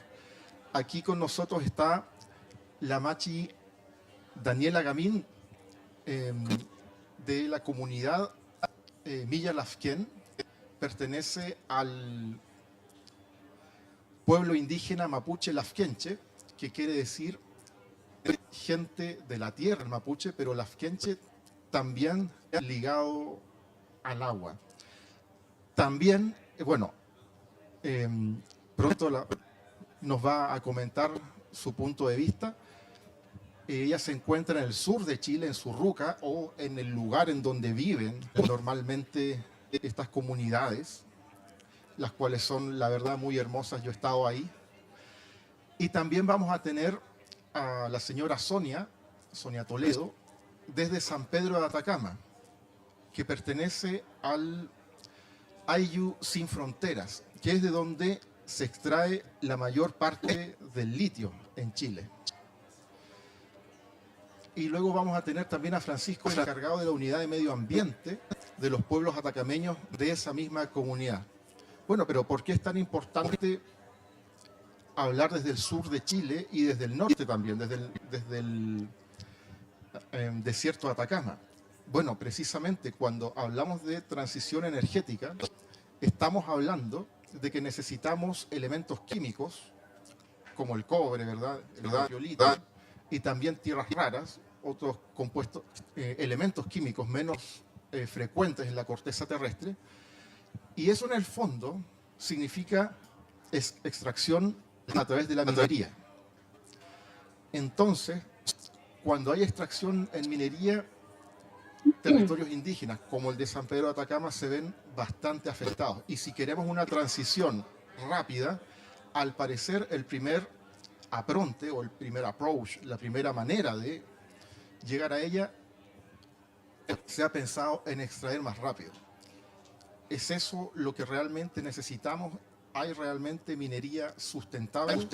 Y por otro lado, cuando se instalan las capacidades de tecnología como los aerogeneradores, muchas veces se intervienen en ecosistemas nativos. Estos ecosistemas forman parte, en el caso de Frutillar y más al sur, también de territorios ancestrales, en este caso de comunidades mapuche lafkenche. Entonces el hecho de posicionar todos estos aerogeneradores y además las antenas que transmiten la energía eléctrica generada van fragmentando el hábitat y por lo tanto eso va dañando toda la biodiversidad y el ecosistema en sí, el cual es el mayor captador de gases de efecto invernadero y que por lo tanto es quien más mitiga la emergencia climática. Pero bueno, ¿qué te parece, Antonieta, si más que hablar yo, escuchamos a nuestro invitado? Sí, y me encantaría escuchar a la Machi Daniela y ya después podemos también hacer más preguntas. Sí. Machi Daniela, ¿nos puede escuchar? Si nos puede desmutear su micrófono. Sí, sí, los escucho. ¿Me escuchan bien? ¿La escuchamos bien o no? Sí, la escuchamos muy bien. Machi, Mari, Mari Pulamien, Mari Munko Taimun, Daniela Gamin Piñenta Inche, Machi Love Me Elafken, Millarrewe Mapumeu, Puifiui, Frutillar Winkasugun, Maño Kulenta Ti, Munko Taimun, Alcotua Feintain Sugun, Sugun Eula. Bueno, mi nombre es Daniela Gamín, Machi de Frutillar. Mi comunidad se llama Millalafken. Para nosotros es un ecocidio lo que está sucediendo acá en el territorio con el tema de los parques eólicos, por la destrucción masiva de los árboles nativos, la migración de los animales, la muerte de los animales. Muchas personas dicen por qué los animales están yéndose a la ciudad. Y claramente es porque nosotros, las grandes empresas, digamos, son quienes están destruyendo su hábitat. Nosotros como Machi nos dedicamos a hacer remedios, a sanar a la gente, ocupamos diferentes clases de plantas y eso todo con el parque eólico que se están instalando, están destruyendo y exterminando nuestra medicina. Nos afecta directamente a nosotros como mapuches, como pueblos originarios, nuestro equilibrio. Al estar estos megaproyectos de aerogeneradores en los parques eólicos, nuestra gente se está enfermando. Nuestra medicina se está terminando. Es muy triste ver cómo están talando indiscriminadamente el árbol nativo. Miles de hectáreas se están terminando con el parque eólico. En Frutillar se pretende instalar 78 torres del parque eólico. En Colegualmacal también tenemos lazos con comunidades de Colegualmacal, que es muy cerca de acá, de Frutillar también. Y está en la misma situación. Hay Nehuen, hay Pullis, hay machis que se están levantando en el territorio, pero esto es una interferencia brutal contra nuestro moñén mapuche, nuestra vida mapuche, porque con estas interferencias de los parques eólicos no se puede levantar un Nehuen. Tenemos contacto y lazos con las comunidades de Colipulli, que son 26 comunidades afectadas, que son en la Araucanía, que están en la misma situación que estamos nosotros. Nosotros Machi, no estamos en contra de que no haya progreso en cuanto a la renovación de energía, pero no a costa de nuestra naturaleza. Machi Daniela, ¿me escucha? Perdón que la interrumpa. Usted ha hablado de Nehuen. ¿Nos podría comentar a qué se refiere con Nehuen, por favor? Sí, el Nehuen es la fuerza de la persona, es la fuerza. El Pulli que se levantan en los territorios son los espíritus antiguos que tienen las personas, y con esto de las eólicas es una interferencia, es un daño. Los Pulli se ponen tristes, los Nehuen bajan, la gente se nos enferma. Nosotros estamos en esta tierra para hacer medicina, pero no es justo de que estos megaproyectos destruyan nuestra medicina, destruyan nuestros árboles nativos, y vienen a las comunidades y dicen que ellos van a reforestar, pero no pueden comparar un árbol que tiene 50 años con un pequeñito árbol que viene creciendo, porque nuestras semillas se van a ir perdiendo si van talando nuestros árboles.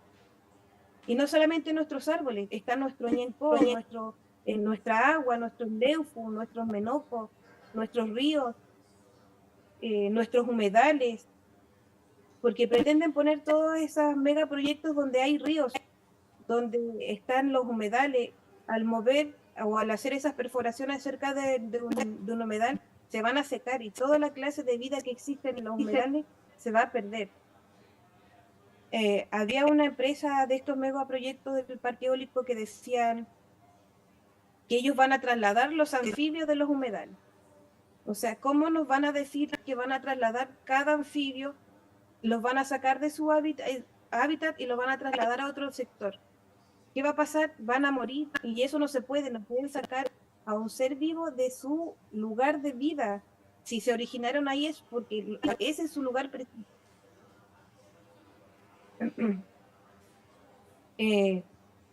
A nosotros como mapuches es un desequilibrio totalmente fuerte, es una tristeza enorme de que no valoren estos megaproyectos, no valoren la vida de las personas, no valoren la vida de los seres, de los animales, de las aves.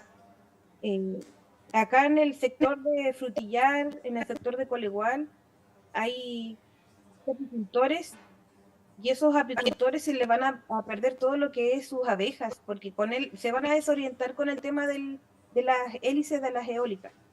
Entonces, no están viendo la situación como es en situ. Ellos hacen todo un tipo de investigación, pero todo es un probable. No hay números certeros, no hay números claves.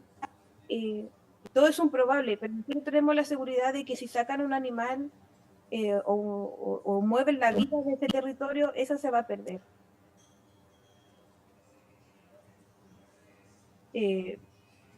Nosotros como machis somos sanadores, y si no tenemos la posibilidad de buscar nuestro lagüen, nuestro remedio donde está, y nosotros como machis nos enfermamos también, y no podemos sanar a la gente.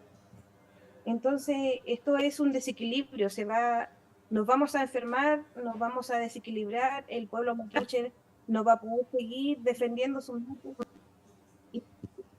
Tenemos que ser conscientes de que en todos los pueblos originarios, en los pueblos indígenas, son quienes han defendido la tierra, han defendido la naturaleza, han defendido el remedio, hasta con su vida lo han hecho, porque valoramos, respetamos cada ser vivo que existe en la tierra.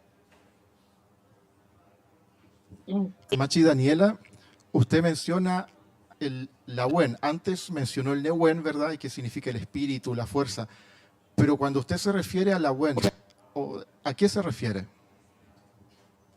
A la medicina, a cada planta que existe en la tierra. Ese es el Lagüen, el remedio. Nosotros, como machi, sacamos remedio siempre pidiendo permiso a la tierra, agradeciéndole la oportunidad que nos da de poder sanar, pero nunca vamos a sacar tanto remedio para destruir. Nosotros sacamos lo que se necesita, solamente eso y nada más. Y los dejamos descansar también para que se vuelva a reproducir y se vuelva a aumentar. Nosotros tenemos un claro ejemplo que cuando sacamos un remedio, sacamos uno y brotan 3 o 4, porque nosotros no es que se termine, no, nosotros queremos que eso se siga reproduciendo, pero al talar esta cantidad de 12.000 canelos, 12.000 especies de árboles para instalar un par de torres, es un ecocidio tremendo. También así la discriminación por parte del Estado chileno en la no protección de nuestro lagüen, porque no le están tomando el valor que corresponde, no lo ven como un ser vivo, autorizan y dan los permisos para que se talen cierta cantidad de árboles, pero para nosotros como pueblo mapuche se están perdiendo todo lo que es la semilla. Estimada Machi Daniela, yo sé que en Mapudungún, el idioma mapuche, gracias se dice mañún. Entonces, Mañún. gracias Mañún por su testimonio. Usted está en su ruca, es decir, en su casa, étnicamente, ha hecho el esfuerzo de conectarse, no es fácil. Entonces queremos agradecerle, sinceramente, todo el esfuerzo que significó preparar la conexión, preparar también todo su testimonio, en donde también se necesita mucha contención, no solamente emocional, sino espiritual, ya que la ruca o la casa, como la comprendemos nosotros en donde usted está, es solo parte del hogar. Todo el ecosistema que le llamamos en biología o en la ciencia, que en el fondo es el territorio donde habita, es parte de usted y de su familia, ¿no? De su lof, como se dice Mapudungún en idioma mapuche. Entonces, podemos proyectar cómo usted se siente y le agradecemos el testimonio porque no es fácil tenerlo. Primero, tan lejos, también en el tiempo por el desfase horario con 7 horas menos, pero también en discusiones muchas veces técnicas y políticas que se tienen que dar, pero que también tienen que tener una integración de estos saberes y de estas percepciones. Así que Mañún, muchas gracias y le damos un aplauso, por favor, a la Machi Daniela.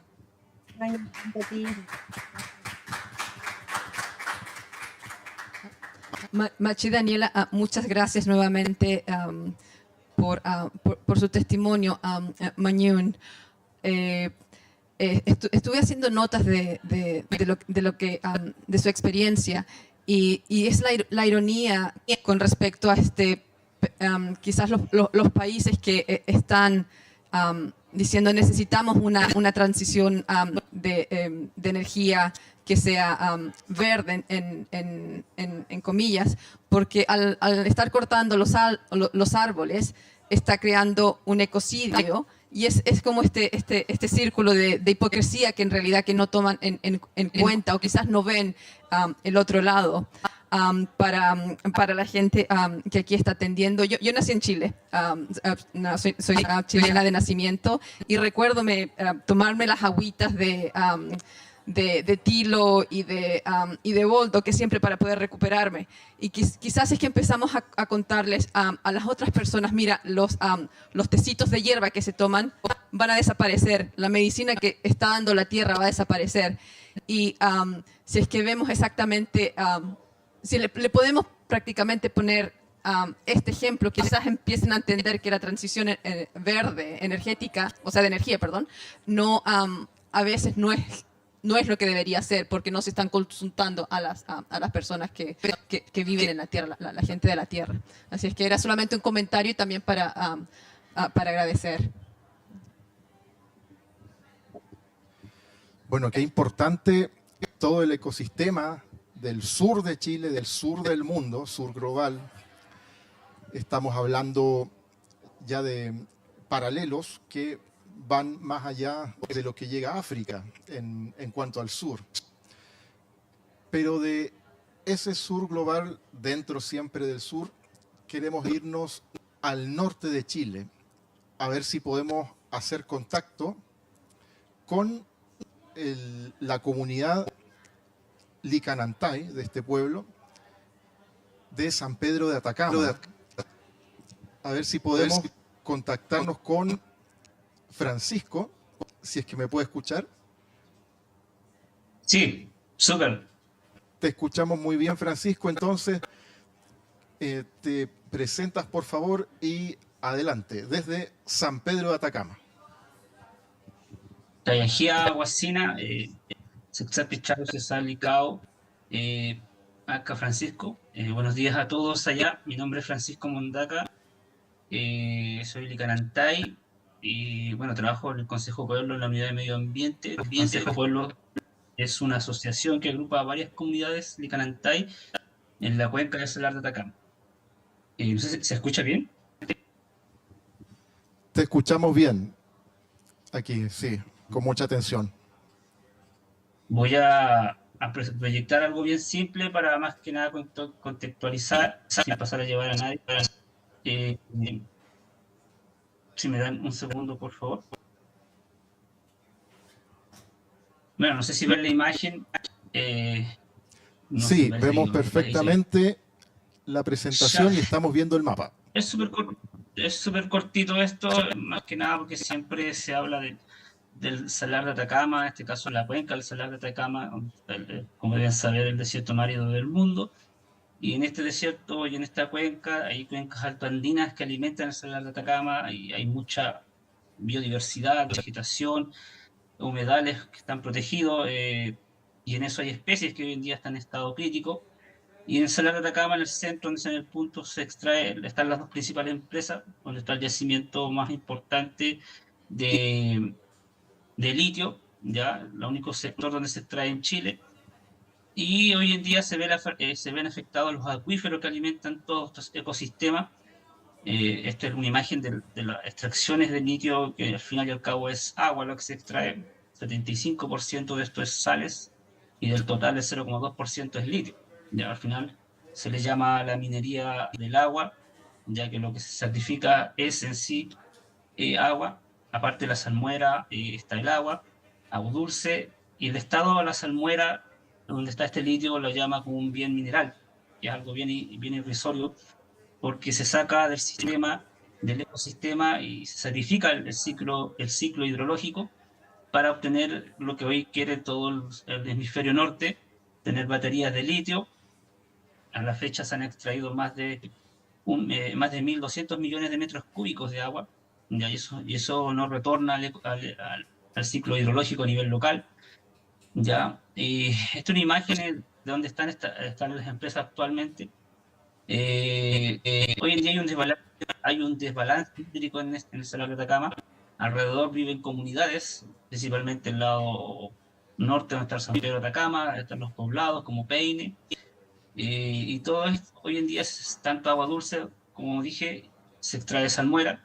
En la actualidad, las empresas de litio extraen más de 2.000 litros por segundo de agua, que eso es irrisorio. Cuando hablamos de transición justa, la comunidad de Peine, que está cerca donde está el punto rojo que estoy marcando, solamente tiene disponible agua potable de 4 litros por segundo, y durante el día tienen que cortar el agua, y no puede ser que al frente de ellos saquen más de 2.000 litros por segundo. Entonces, ¿de qué transición justa me hablan? Nunca he entendido eso.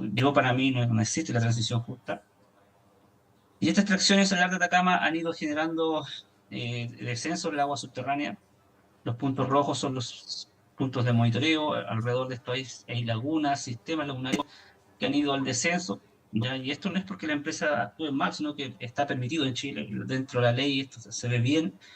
Las empresas están cumpliendo, pero el problema es que la legislación es general, como hablaba en este caso la Machi, de repente solamente la empresa actúan, pero ¿quién controla eso? El responsable, el Estado, al fin y al cabo. Y estos impactos que han habido hoy en día, producto de la minería del litio, si se fijan en la imagen, son una de las lagunas más afectadas que hay, que ha descendido su superficie, su cobertura de agua un 60%. Se dice que en 10 años más estas lagunas van a desaparecer. Acá hay especies, hay biodiversidad, microorganismos que han estado por millones y millones de años han entregado oxígeno, a este caso al planeta, y hoy en día está en una zona de sacrificio, ¿ya? Y va a concluir y ser lo más breve para que pueda presentar la parte más de la cosmovisión, la señora Sonia, ¿ya? Este es el ciclo del carbono, del litio, cómo se extrae. Curiosamente, para todos los procesos necesita energía y se emite CO2. Entonces, ¿dónde está la transición justa en este ciclo? ¿Ya? ¿Para qué? Para crear un auto verde, o sea, un auto sin emisiones, que al final no lo vamos a usar, nosotros no lo tenemos. Yo no me compraría un auto eléctrico, no tengo esa capacidad, pero acá está, se sacrifica una zona y nosotros como pueblo no nos quedamos ahí. Las comunidades han puesto recursos para hacer estudios, estudios que no hace el Estado ni las empresas, tampoco estas organizaciones a nivel internacional como la COP. Entiendo que la COP entrega recursos y no sabemos a quién. Entiendo que llegan al ministerio, el ministerio entrega a organizaciones que ni siquiera viven en el territorio, pero las comunidades han invertido en esto, hacer estudios de los sistemas lagunares, monitoreo de agua subterránea, controlar a las empresas, usando tecnología. Para eso nos hemos preparado durante 4 años, hemos ido preparando a nuestros comuneros. Todas las personas que se ven en la imagen son comuneros de diferentes edades, algunos no tienen profesión, se les ha enseñado herramientas, técnicas, etcétera, para empoderarnos y poder controlar el ecosistema, poder estudiarlo. Y esto no lo hace el Estado, ¿ya? Ni tampoco las grandes organizaciones que hoy en día hablan a nivel mundial sobre la protección del ecosistema, pero no viven la realidad, tampoco nos aportan realmente. Ojalá que en estas conferencias internacionales estos aportes lleguen a los territorios. Señora Sonia, la dejo a usted, por favor. Muchas gracias, Francisco, por la presentación y todo el contexto más técnico, ¿verdad? Pero no menos importante del daño a la naturaleza que se ha visto en el área del Salar de Atacama y sus alrededores. Para entrar más a la parte de la cosmovisión, a ver si podemos hacer contacto con la señora Sonia de... La señora ¿Aló? Sonia... ¿Me escuchan? Sí, Hola. la escuchamos, señora Sonia, aunque tenemos un ruido ambiente aquí mismo, pero sí, la escuchamos, y si puede acercar su voz al micrófono, se lo agradeceríamos mucho. Y si... No sé si se me escucha. ¿Aló? La escuchamos, pero no la vemos, pero sí la escuchamos. Bueno, soy Sonia Ramos, pertenezco a un pueblo milenario del desierto de Atacama, de aspecto más árido del planeta, donde su lenguaje es el silencio, su código de vida es el agua, expansión de la conciencia, un pueblo con raíz espiritual, donde la concepción ancestral humana es el manejo de sus recursos naturales del desierto, que permiten la integración y conservación de la biosfera, belleza de la madre tierra. Todo esto se ve intervenido por las decisiones globales, justificando el extractivismo del litio y cobre para una nueva transición energética dada por el calentamiento global. Visión económica, tecnológica de países desarrollados, impactando a otros pueblos en su forma cultural, ambiental, fragmentando lo social. ¿Por qué no se ve desde esos continentes antiguos con lo que se tiene dentro para generar un verdadero desarrollo, conectados realmente a una quietud, conciencia real del planeta Tierra, que permite la sobrevivencia de todos, aún de los invencibilizados? Hemos resistido para que la siguiente generación viva la justicia, el respeto, la armonía, la verdadera libertad. Así ellos puedan extraer y entrar en el verdadero ciclo del equilibrio. Ahí, muchas gracias. Muchas gracias por su testimonio y de la cultura también del silencio del desierto, que me parece que le alcanzamos a percibir aquí a tantos kilómetros de distancia. Antonieta, ¿qué te parece a ti estos relatos? Sí, creo que estos relatos, viviendo en un país, no me gusta llamar el país desarrollado porque creo que es algo que tenemos de una posición colonial, ¿verdad? Es de que todos somos países, todos tenemos desarrollo y no deberíamos diferenciarlo en ese sentido solamente por, digamos, quién tiene más dinero y quién tiene menos dinero.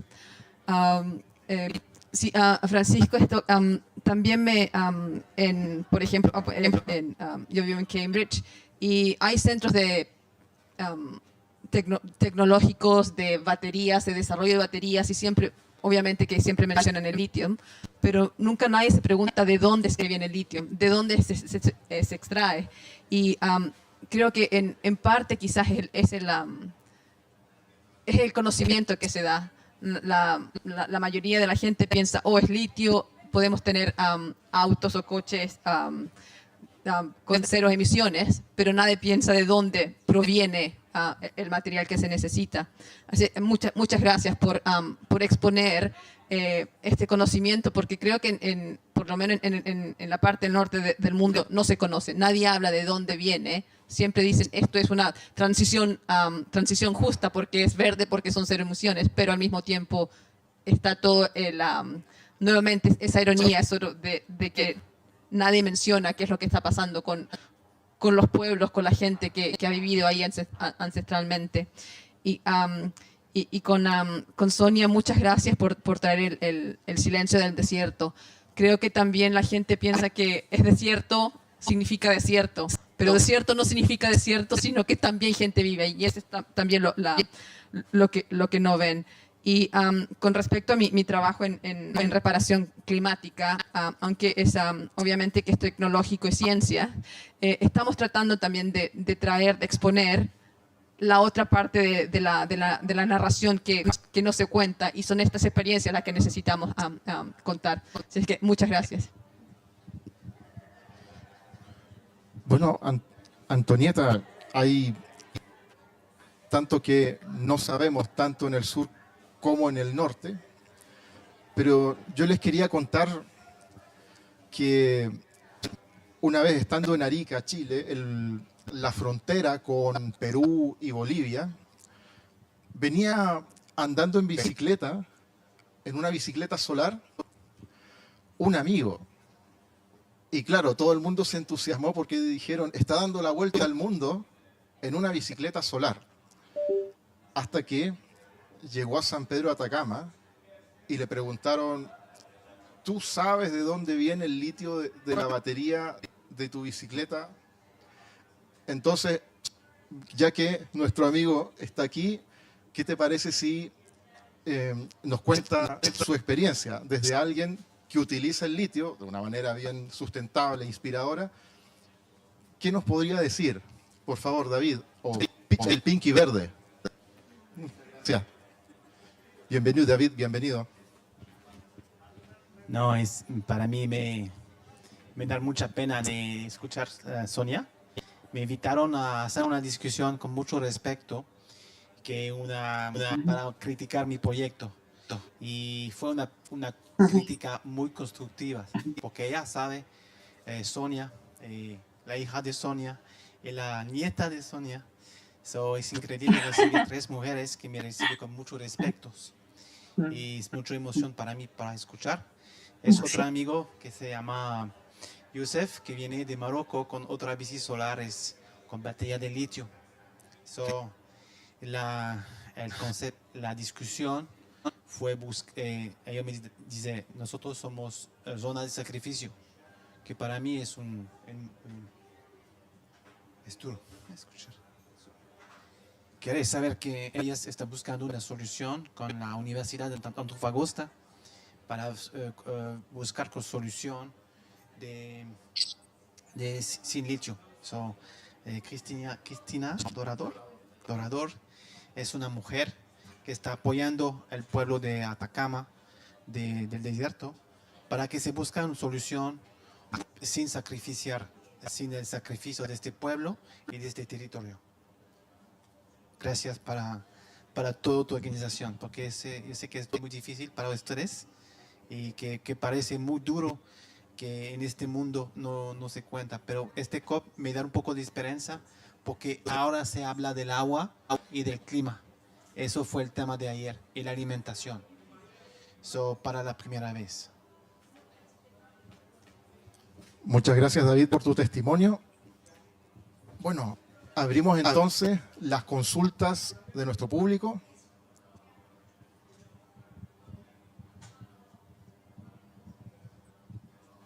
Tenemos por aquí una mano, a ver hasta dónde llega el micrófono inalámbrico.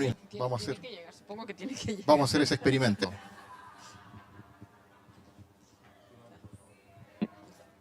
Hola, muchas gracias por la presentación. Mi nombre es Cristóbal Emilfork, soy chileno también.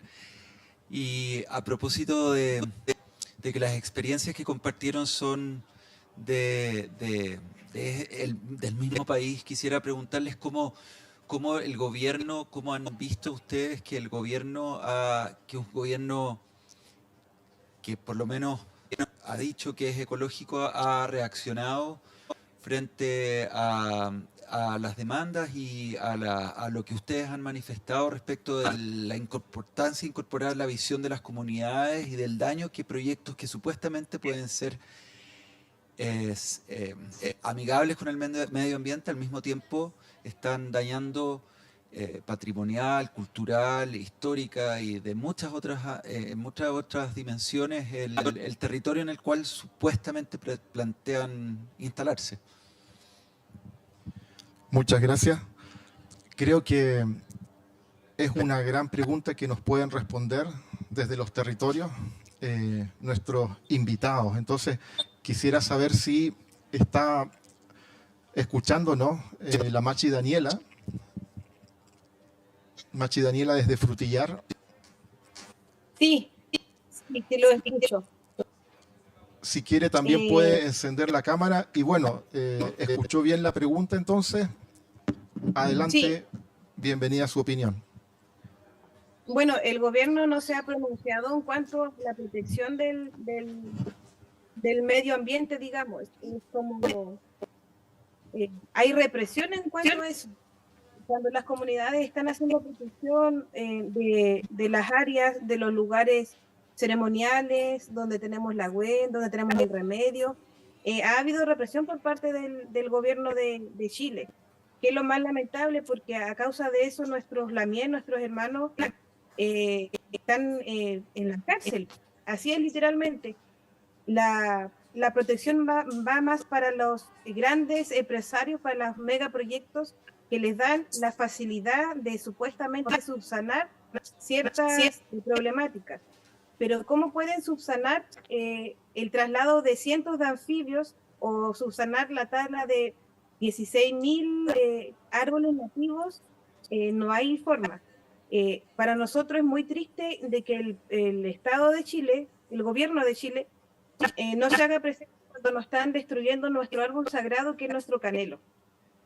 Lo mismo con el agua es vida y no hay una protección para el agua. Ahora se quiere hacer una nueva constitución donde el agua va a ser privada, pero ¿privada para quién? Para las grandes empresas. Entonces, para nosotros como pueblos originarios, pueblos milenarios, no hay una protección, no se ha pronunciado. Nosotros como hemos enviado varias cartas al presidente y no ha habido una respuesta o una solución con respecto a la situación que estamos viviendo. Y de ahí estamos nosotros como comunidades en resistencia, defendiendo los ríos, defendiendo nuestra madre naturaleza, porque es nuestra madre. Nosotros no le podemos hacer daño a nuestra madre.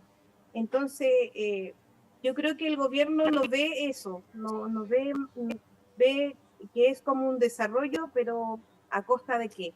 Del sacrificio de tiempo, de árboles, de animales, del agua. Muchas gracias por su respuesta y también testimonio, Machi Daniela. Quisiéramos también tener la visión de la señora Sonia de su comunidad Licanatay de San Pedro de Atacama. Señora Sonia, ¿nos escucha? Sí, los escucho. Adelante, señora Sonia. Bueno, creo que los gobiernos pasan y el Estado de Chile sigue cumpliendo su rol de injusticia territorial.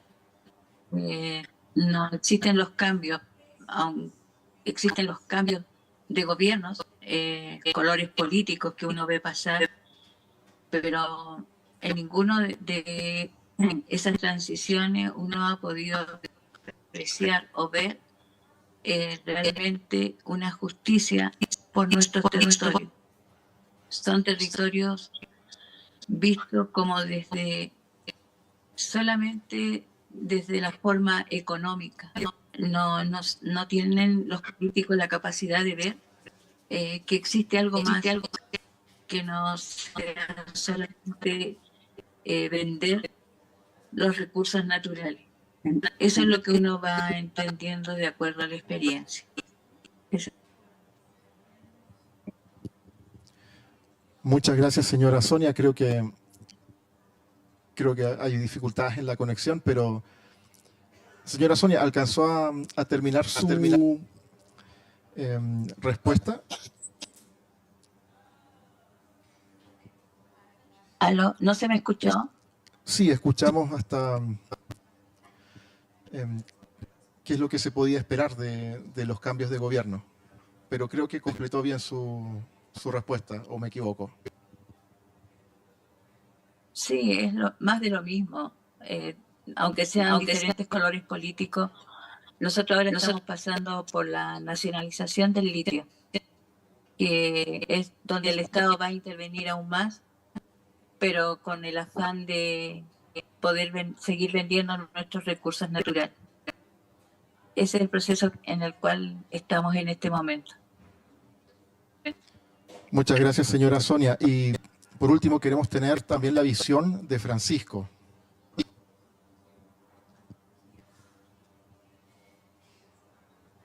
Ya, bueno, la señora Sonia mencionó la visión y sin duda, aparte de los estados, es importante la legislación chilena. Nosotros debemos insistir también en el Congreso, porque al fin y al cabo los gobiernos pasan y queda la legislación. En Chile, ¿qué es lo que pasa con las empresas hoy en día? Claro, ellos cumplen porque alguien lo permite. Ya, y falta más rigurosidad de la legislación, las leyes ambientales deben hacer acorde a los territorios. Hoy en día en el salar de Atacama se fiscaliza y las normas se aplican las mismas normas que en el sur de Chile, que es algo ilógico en un desierto más en salares. Y entonces ahí es muy importante de que los estados insistan, en este caso a los legisladores, a cambiar la normativa, a darle más fuerza a la DGA, que hoy en día la DGA debiera controlar todo el tema hídrico y no lo hace. No tiene facultades a veces, o simplemente no tienen los recursos, los medios, y dependen también de un gobierno. O sea, el director de la regional de un gobierno, la región de Antofagasta, hoy en día ya lleva meses sin un director, y en todos los gobiernos pasa lo mismo, cambian uno, cambian otro, y al final y al cabo no hay rigurosidad ante los territorios, principalmente de los pueblos originarios. Las variables o los temas más importantes en relación a esta temática de transición energética son los que más quedan de lado.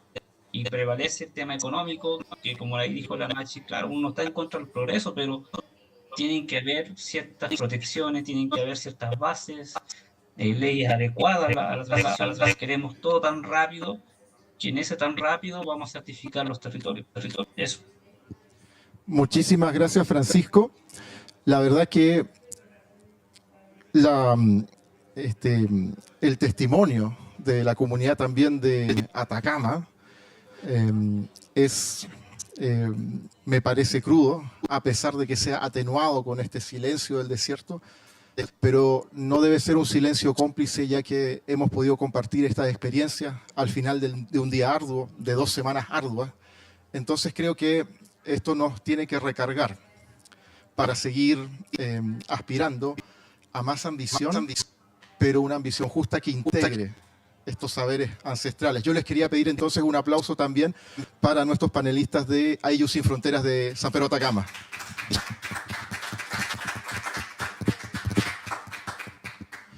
La verdad es que se me pasó todo muy rápido, Antonieta. ¿Qué te parece a ti? Sí, se pasó demasiado rápido y es una conversación quizás que se está comenzando.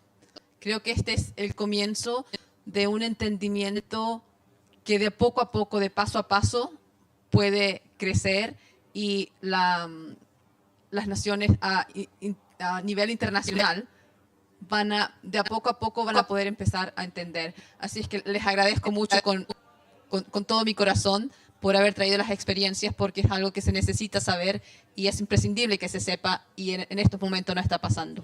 Gracias. Muchísimas gracias a ustedes en Frutillar, en San Pedro de Atacama, un poquito más alejado de San Pedro de Atacama. Y muchas gracias a ustedes por habernos acompañado en este último evento paralelo del día de hoy, 11 de diciembre de 2023 en la COP28. Muchas gracias, Antonieta, y hasta muy pronto, espero.